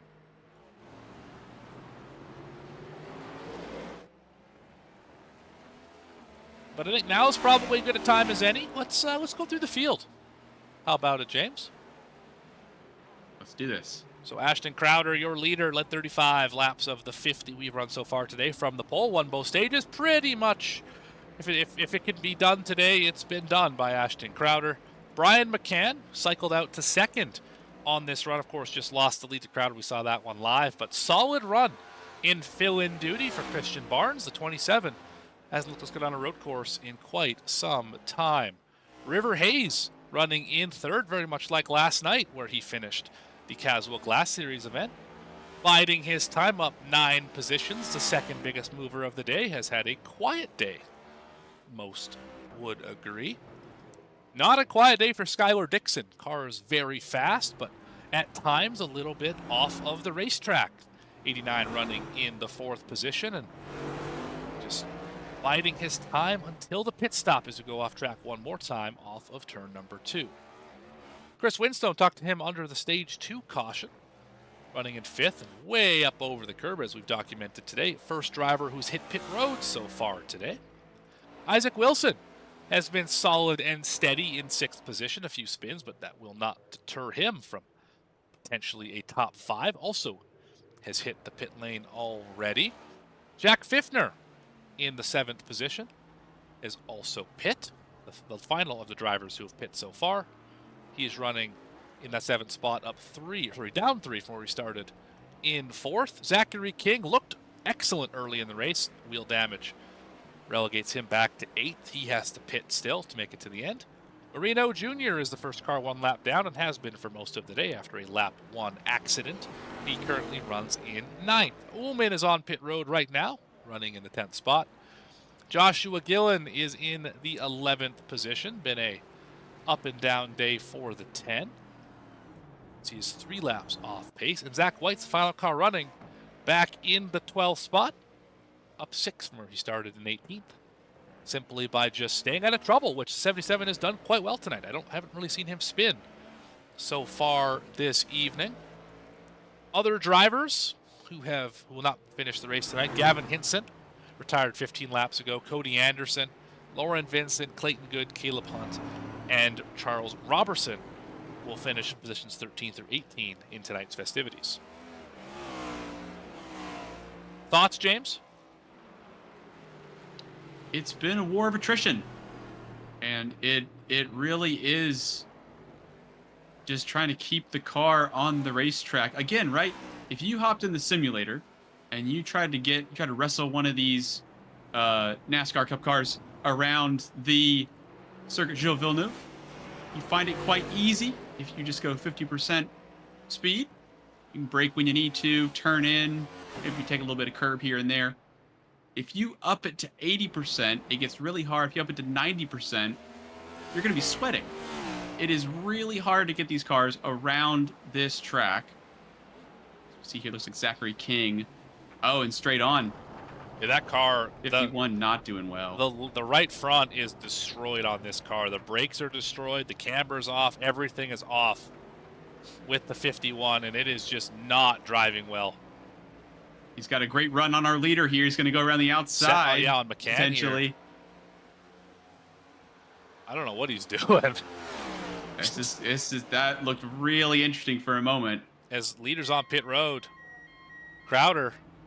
There goes Winstone as well on pit. Is that Winstone? Oh, that was King on pit road. King, I think, just blocked River Hayes. Oh my goodness, what a moment in the race. I was trying to cheese it up a little bit, kind of goofing off, and I didn't mean to stumble on something that's actually gonna be interesting. So this is Zachary King, who's I believe a lap down. At least. Yep, he is. Well, he's first car one and lap down. Backs off of McCann. McCann hits the brakes. Hayes is trying to hunt down, and they go into the back of him. Yeah, that was weird. And the reason why that was weird is King's car, it had the attitude as if it was going to go left, and then just went straight again. And if you are River Hayes, let's go on board here from the roof of River Hayes. You're going to see what I mean. So 51 here is going to start to back off right here, and then right about now, it looks like the car is going to go left for the corner, and it just doesn't. It just stops in front of Hayes, and it gives Hayes pretty significant damage. You can see right there on the left front. That was not there before. Right front, apologies. That was not there. That might have knocked the toe out of that car. Quite a contentious moment. I think that our reaction may be similar to under the lid of the 81 there. Imagine Hayes is trying not to figure thrilled. out kind of what was going on. Oh yeah, just trying to figure out what was going on, and trying to figure out kind of the answer is that King again? King off again. So this is them together again on track. King out of the way nicely. Yeah, that 51 probably just going to try and stay ahead of a few drivers here. I think if he runs a lap, like one more lap, he is clinched on Zach White for positions, and he can't fall worse than 11th. So that might be what he's going for. He could also be going, oh, caution's out. There is a caution on the speedway. Oh my goodness. What just happened? Somebody has crashed on the racetrack that warranted a caution being brought out. But for who?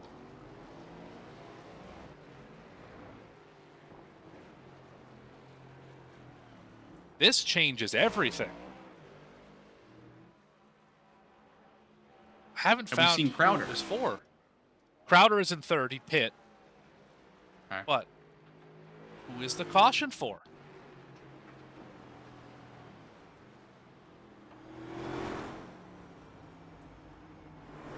Don Ullman there. 34.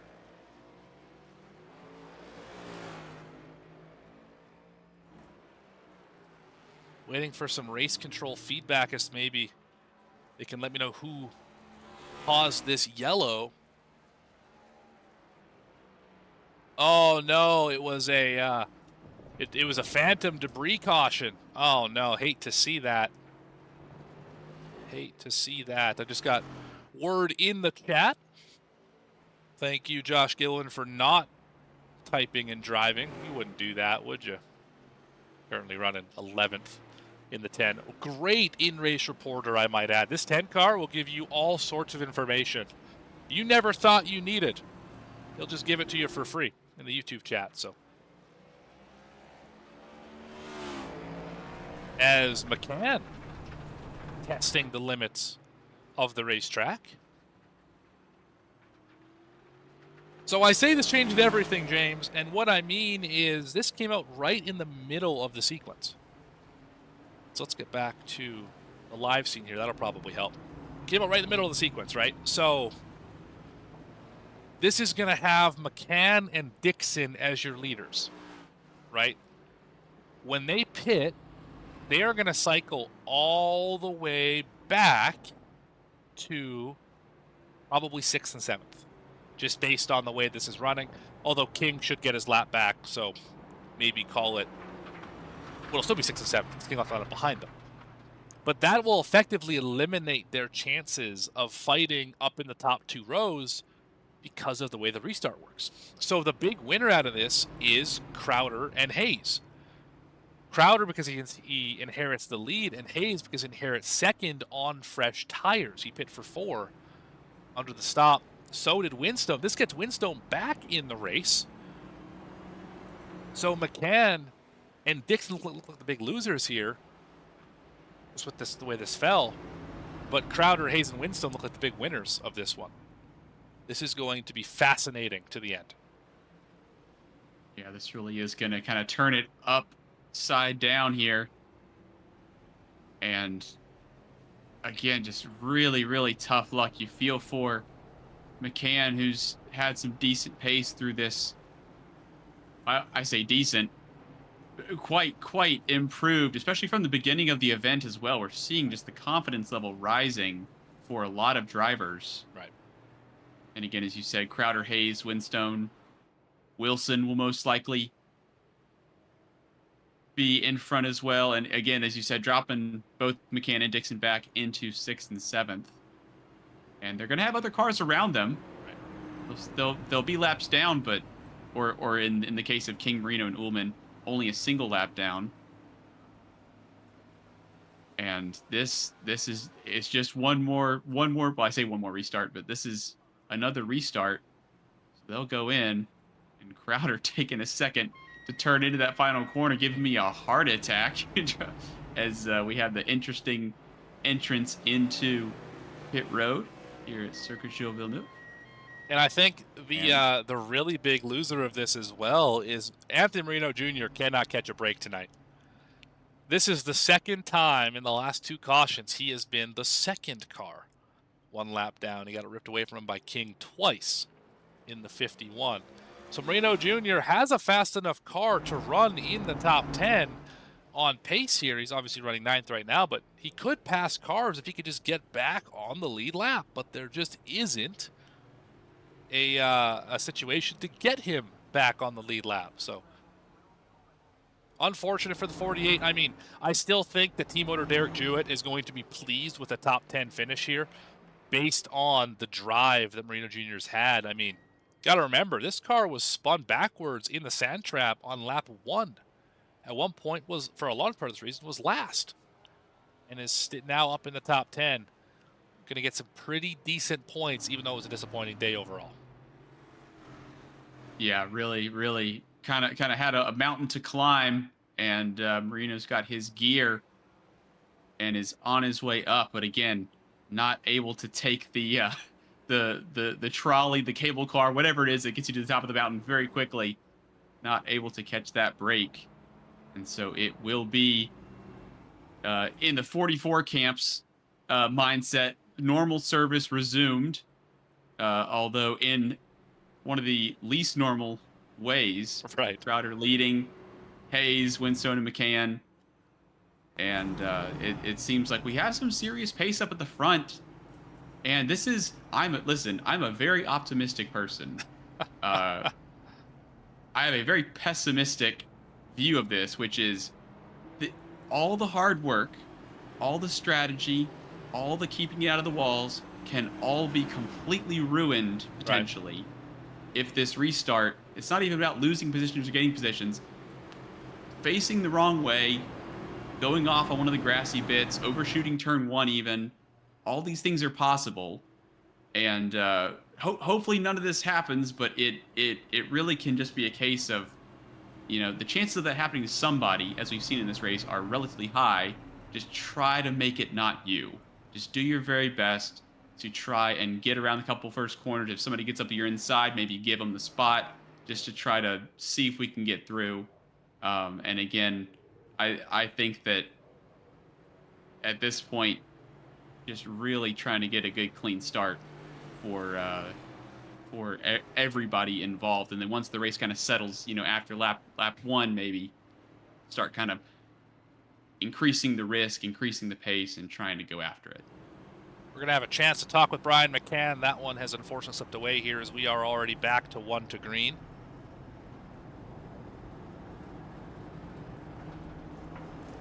Not too long left before we get this thing back underway.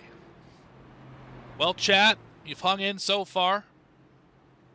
Watching this one under 5 laps left. It'll be 5 to go exactly when we get back to the green here. We'll be a quick sprint to the finish. Although James mentioned earlier, if you see 5 to go on a road course, you think, wow, it's almost done, not realizing that it's in the range of 10 miles or so. We still have yet to run. Crowder, leading the race, has led most of the day from the pole, won both stages. We've documented that plenty of times here this evening. River Hayes finds himself running second. Highest he's been all day, really. Just 81 solidly and surely. Just keep it on the racetrack, really. All you can say about it. The only damage he picked up was from Zachary King entering pit road, so really quiet day for the 81. Windstone has been the second fastest car today. Got cycled back on that last restart, but now with this one has an opportunity to get back in front of Hayes and try and attack Crowder. And McCann just pit for fresh tires. He's leading the brigade behind him. Was the leader as the caution came out. Thought it might play negatively into the strategy, but he did not fall back as far as I thought he would, considering a few drivers pit behind him like Wilson and King, as well as Fiffner. So could the outside of row 2 be the magic position to go get the win in surprise fashion? Those are your top 4, with Skylar Dixon in 5th. Pace lights are out.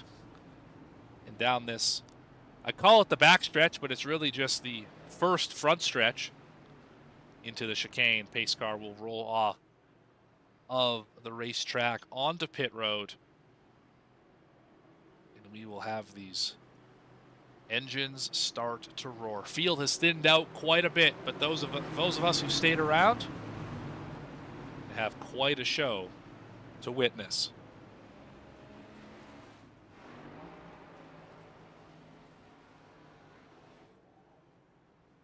Pace car is off. Through the wall of champions. Oh, and they're already wrecking. What is going on? We'll catch that in just a minute. But the green flag is out. No, caution's out. Caution is out. Oh my goodness. I don't think I've ever seen that before, James. That was Wilson, the 93, if I'm not mistaken. On the inside. Oh my goodness. Just the 93 and the 89 just got together. Ullman got collected as well. Yeah, that's one you don't see very often. This will be a better view of it. I didn't even see the 89 in the wall because the wall is white there. Right. Yeah, I didn't even catch that. The VSPEED Choppa should have the shot of it here.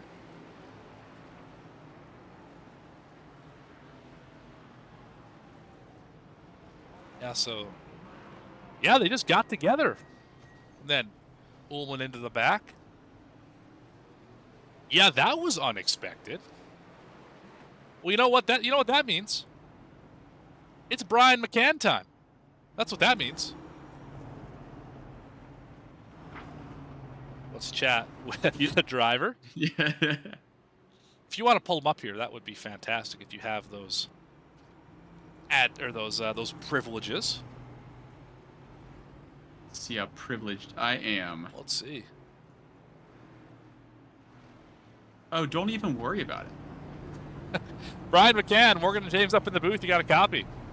Hey, I do. All right. Well, you were the leader when the caution came out. Came out at a bit of a interesting time in the pit strategy. Cycles you back to the 4th spot.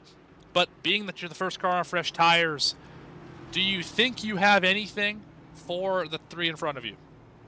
I don't know, but I'm going to send it anyway.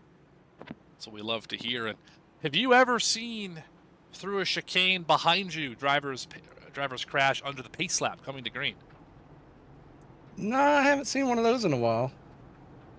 Well, it happened here, obviously. Quick, any shout-outs or anything you want to give us before we send you back racing? I just thank you, everybody, for this is my first race in this league, and so far I'm enjoying it. Awesome. Thanks for your time, Brian, and we'll hopefully chat with you in the top 3 in just a few.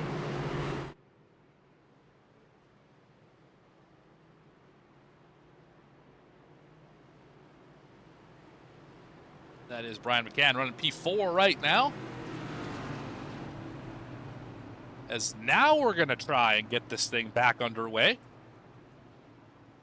That's one of the one of the more interesting things we're going to see here. Go ahead, James. Yeah, definitely. I was just going to say a real quick point here. You do not want to slouch through this final chicane. No. You want to get a good jump. You really got to hustle through here if you want to catch Crowder's jump. But don't hit anything. Definitely not. That's also an important note. And Crowder got gone in a hurry. Great jump for the 44. Hayes in a bad spot. Has to now defend both Winstone and McCann as they're side by side to the chicane. Turn 2, apologies, not a chicane. Hayes got a great jump, though.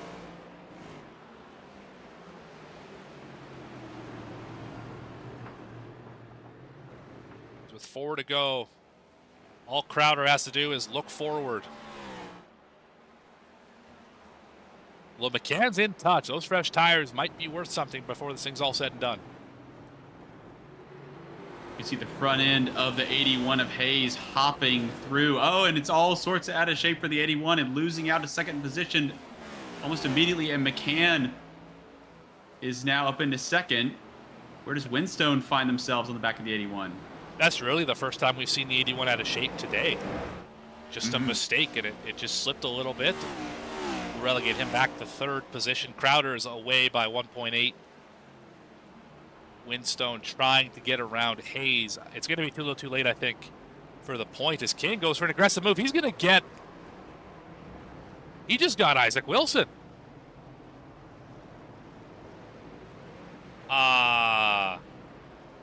There's got to be more to this story. One more time here. Okay, we got to go back even further, apparently. So here is Wilson and King. So King, the blue car, Wilson, their white and red car behind him. I don't see anything so far, but King's also got a black flag to start this one out, so not sure where that came from. King is fighting so much understeer off of the exit of 2, and they're both shallow into this first chicane. So a little bit bump. of bumping, that's decent. Just a little rubbins racing right there. Remember, King has massive front end damage on this car as well. And I believe the 93 does also. So Wilson just trying to fight his way around. They're still trying to get around Marino. And I think we see the 93 just overshoot the corner. I don't think it was intentional. He just missed the braking zone. Might have got into King a little bit. Yeah, he did. They both went off track. 93 has to slow down to give the spot back. But King takes matters into his own hands here just a corner later. And just got into him, and round he goes. Now the good news is I don't think Wilson lost any spots out of this. But nonetheless, that's going to be something for Race Control to look at post-race as Hayes and Winstone continue to battle for third. Yeah, trying to see if there's anything to be done here for the final. This is for the podium. This is for third position here. And Winstone, as you said, probably the second fastest car over the course of the race. Tire deficit. Interesting here. Yeah. What he's fighting right now.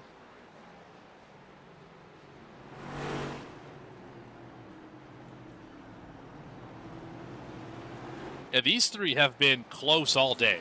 McCann, Hayes, and Winstone have been having a pretty good scrap for most of the night. Crowder has just been on another level. We have seen this happen many times for the 44 in this series. I'd have to pull up the stats, but I think it's something like 6 starts, 5 wins, something of that nature across the top 3 series. Only series he hasn't got a win in so far that he's made a start in, if I'm not mistaken, is the IndyCar series for KT on Tuesdays. Check it out right here on VSPEED if you're interested in a little open wheel action. Bit of a deep moment there for the 44. Yeah, he definitely pushed a little hard maybe down there into the hairpin.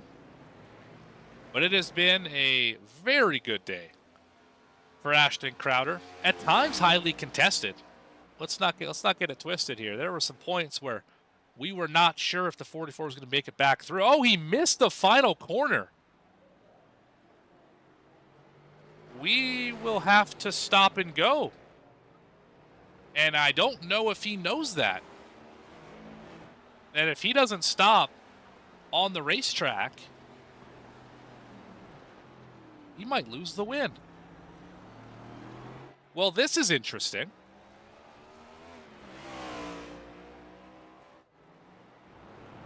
This might be the battle for the win. Would hate to see it done this way, but it's not out of the realm of possibility.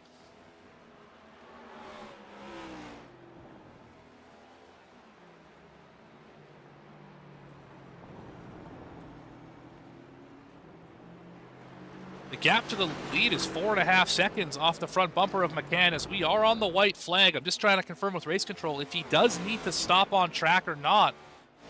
For Ashton Crowder, he's running out of time to do so. James, the drama has built significantly in the final lap.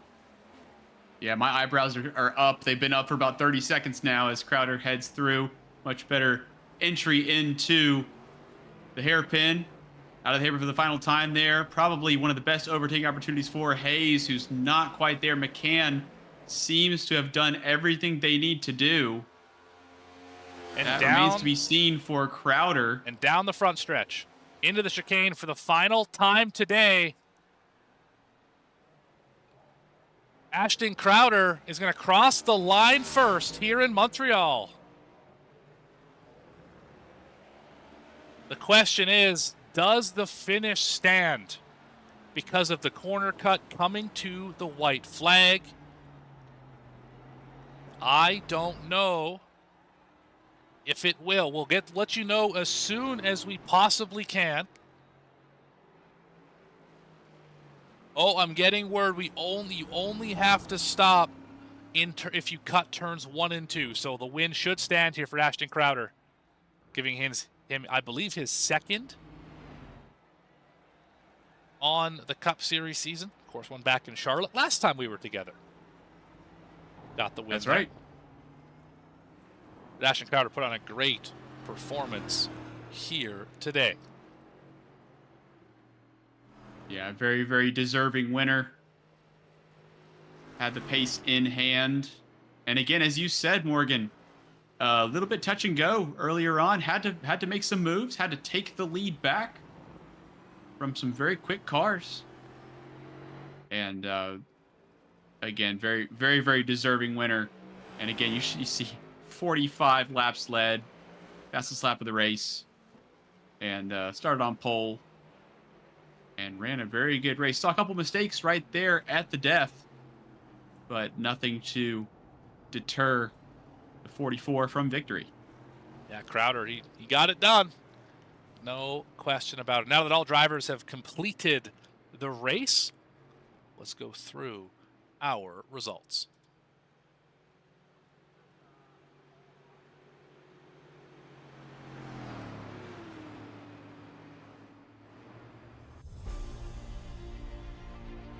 Ashton Crowder got the job done today. Brian McCann will finish in the second position with Ever Hayes in third for back-to-back nights.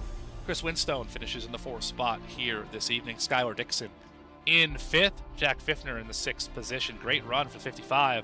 King rebounds for seventh after massive wheel damage. Isaac Wilson will finish in the eighth spot. John Ullman 1 lap down in ninth. And Marino Jr. rounds out with a top 10, also 1 lap down.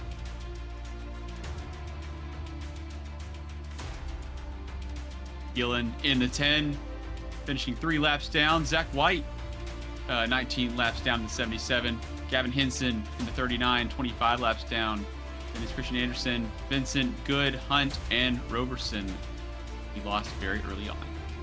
Yeah, Cody Anderson, want to make that clarification real quick. In the 15 car, filling in for, well, I guess it's really everyone's been filling in for the 15 car this season, but either way, that is your 18 car field here from Montreal.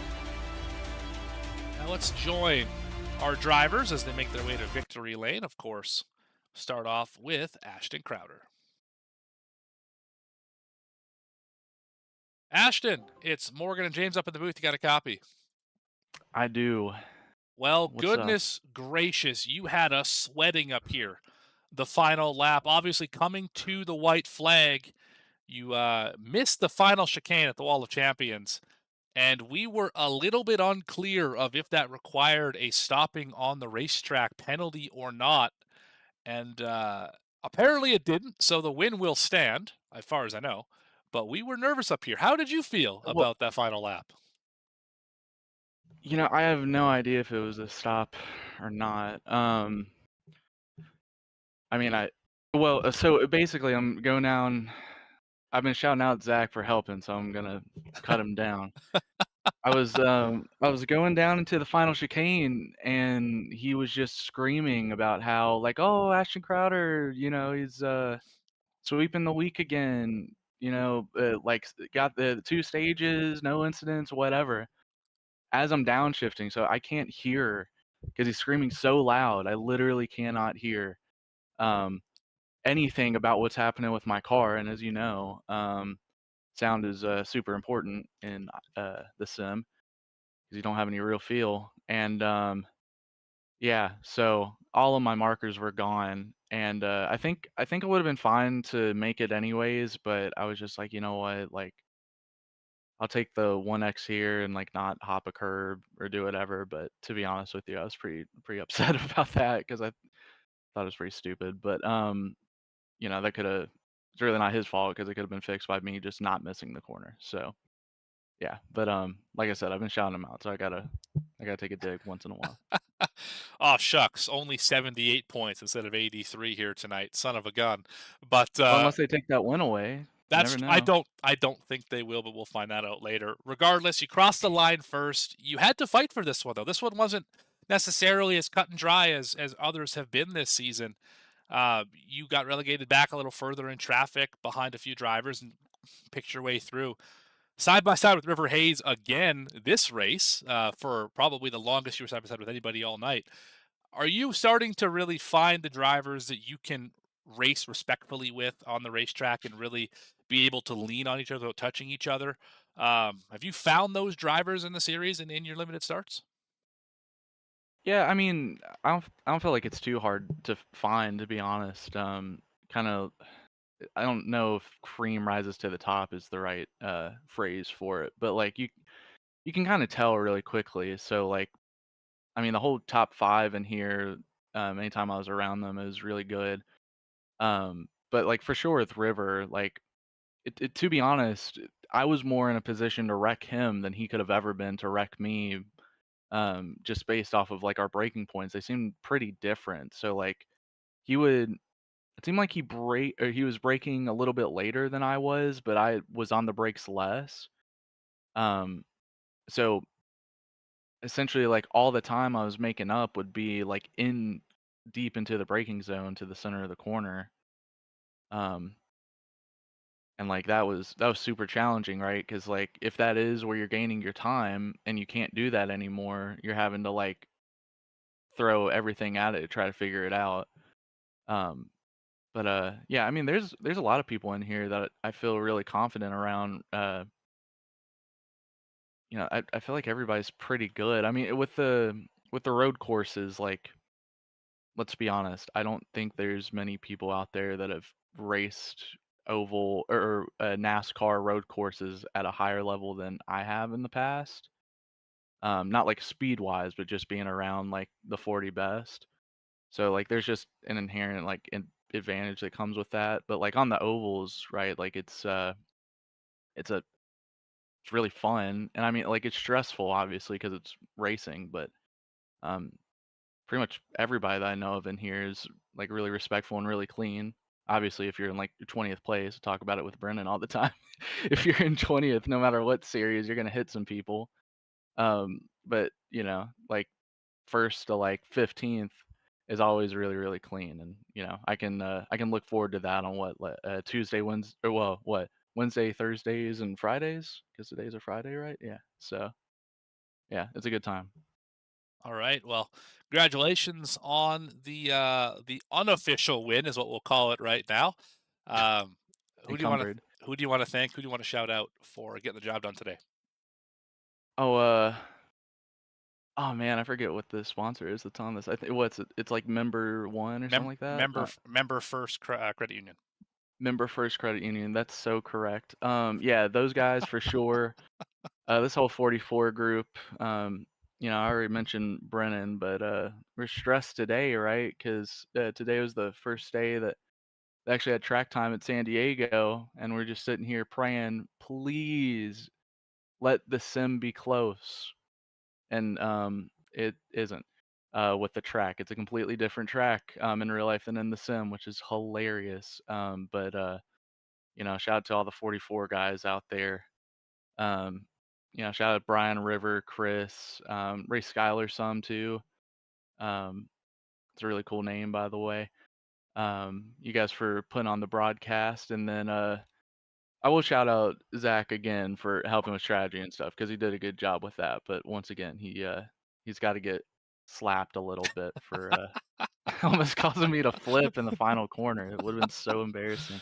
Could you imagine barrel rolling after leading 45 of 62 here today? But congratulations, Ashton. Let me give you one thing real quick. Sure, go ahead. Usually when I get out of these races, the first thing I think of is food, and I try to go to Cookout or something, whatever is open, and get something. And usually I'm pretty happy going to those, but if I had to go to Cookout after flipping in the final corner with coming to one lap to go, I don't think I would have been too nice in the drive-through. But thankfully that didn't quite happen. For the sake of the service people there working the drive-through, they appreciate that you were able to keep this thing under control. Again, congratulations on the win here, Ashton, and we'll catch you later here on VSPEED. Thank you. Have a good one. You bet. So for News Victory Lane welcomes Ashton Crowder one more time. Now let's have a chat with Brian McCann. Brian, Morgan and James up in the booth. You got a copy?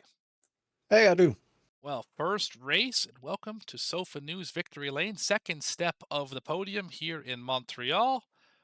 What are your thoughts on your first league start here in the Mystic Racing League?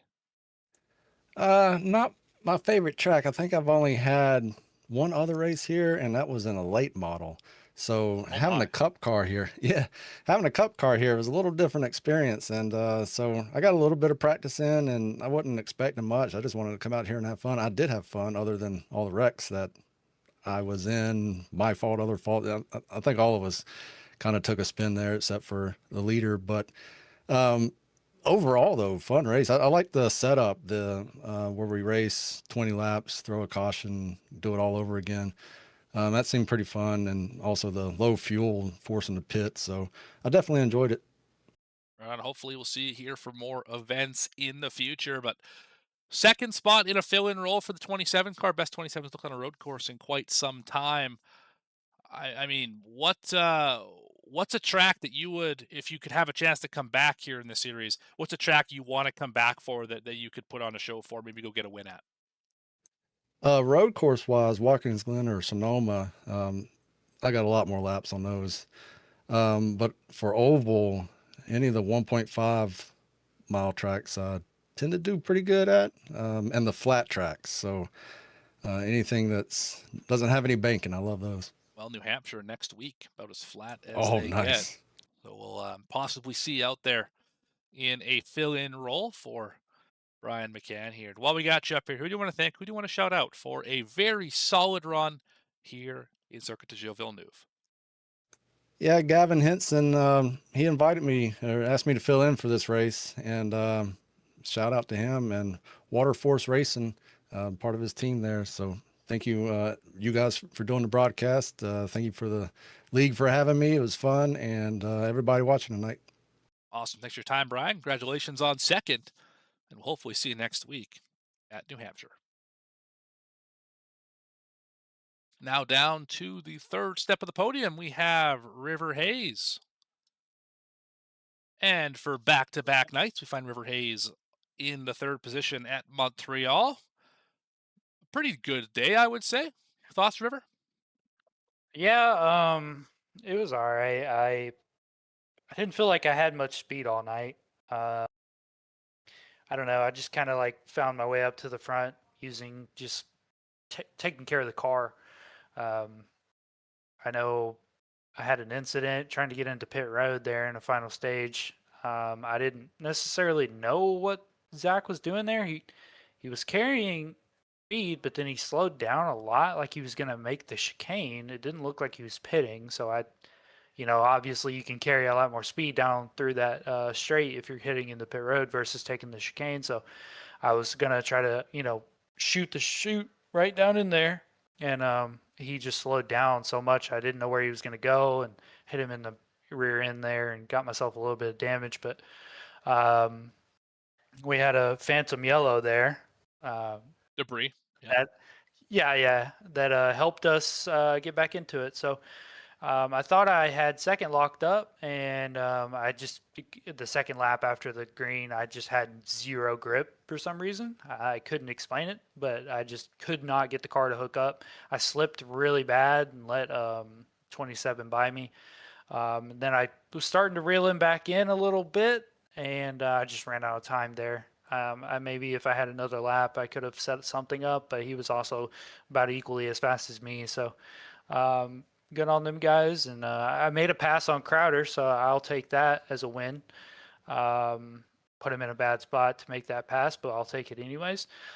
And other than that, we'll take third. At the good points day, I think we're still looking pretty okay in the championship standings. So yeah, looking forward to next week. Right on. I want to ask you one thing about the race before we get to who you want to thank and shout out.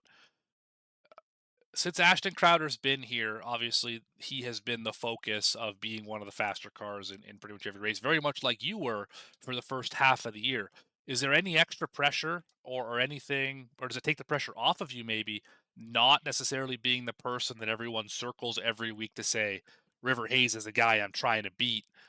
What is that like from a competitor standpoint at the top of the sheet? Yeah, I mean, there's obviously levels to skill when it comes to league racing or just iRacing in general. And Ashton has a ton of experience in these cars. He's super good. I think that I'm just one notch down from that. There's a lot of I wouldn't say necessarily like just raw speed, but a lot of talent when knowing to back up corners and what lines to take to maximize speed when you're maybe at a tire disadvantage and stuff like that he really excels at versus me. But I think any given week I can give him a good shot. And I think we proved that at Gateway in the truck series we were dogging it out. So it's gonna be hard to continuously like get in front of him and hold him off. But I think as far as like good racing goes, that's what I want. Just having somebody that's really good that can actually contend for races clean and put on good shows for the broadcast. But nevertheless, I don't know if he's necessarily eligible to make the chase as far back in points as he might be. I know we were talking about it last night as far as trucks go, or maybe Xfinity, but I'm not sure about this one. Maybe you can tell me. Do you know? Well, if he can make the chase, if he can crack the top 10, he would be eligible. Yes, there is no race cutoff because if you have the points, you have the points. So right, if he continues to have races like tonight, mathematically it's possible. Yes, with I think eight or nine races left before the chase, it's possible mathematically. Yes. All right, cool. So yeah, that'll be interesting to see how many more points he can make up before the cutoff, and if he does make the chase, it's going to be one hell of a show. So I look forward to racing it out with him, and I think there's a couple other guys that could also contend for the championship for sure. I'm not the best at these road courses, and I can't remember, but I think one of the series does have a road course in the chase, so it'll just have to be one of those things where we just have to finish out well and. Kind of like tonight where we just kind of like point our way slowly, not win, but just get good points. So I think it's going to be close, but it's going to be fun. All right. Well, it was a fun one here tonight. Who do you want to thank or shout out for third place in Montreal? Yeah, I want to shout out Smith's Race Development, Ryan Pelfrey, you guys for putting on a good show, the league. And I don't know if you guys, since you guys are busy, you guys didn't watch the end of the truck race here, but it was one hell of a show. So go watch it, go catch up on it. And yeah, signing off. All right. Thank you, River. Congratulations on P3, and we'll see you next time out here in the Mystic Racing League Slim Chickens Cup Series. All right, and that's going to do it. Sofa News Victory Lane. Thanks to our top 3 for speaking with us. And James, that's about going to do it. Final thoughts here for the Mystic Racing League in the Slim Chickens Cup Series. Yeah, so very, very eventful. Winner, well-deserved. Top 3 really, really fought hard and got up to where they were by different factors, different ways. And I think that the fact that Ashton Crowder, obviously is eligible, but can they get the points to get into the chase is going to be interesting. And as River Hayes was saying, is that possible? The answer from Morgan Cook is yes. And I think that flipped a switch in Hayes, who knows that if Crowder's ahead, they have to hunt him down. Yeah, he's working from a deficit, but it's going to be curious the rest of the way. And schedule as we go, we're sitting in Montreal, right in the middle of the calendar. You've got New Hampshire, Nashville, Chicago, Iowa, Indy, Richmond, Daytona. That's 7 races left. The hunt is on for the 44 to see if he can get into the chase, and the rest of the field and do their darndest to make sure he doesn't get there, or else those final 10 starting in Watkins Glen, the race that of course was alluded to for starting the chase, that is going to be a pressure-filled 10 races. You're not going to want to miss a moment of it right here on VSPEED if you haven't already. Make sure to like the video, subscribe to the channel so you don't miss a moment of the racing action. But for everyone behind the scenes who makes this thing possible, everyone at the Mystic Racing League, of course Brandon Willard and all the other admins, for everyone at VSPEED who makes this possible, Dougie Beard for providing us cameras, and of course James Newton for putting up with me here tonight. From Montreal, congratulations Ashton Crowder, James McCann, and River Hayes. I've been Morgan Cook, your host and producer here tonight. We'll see you next time, right here on VSPEED.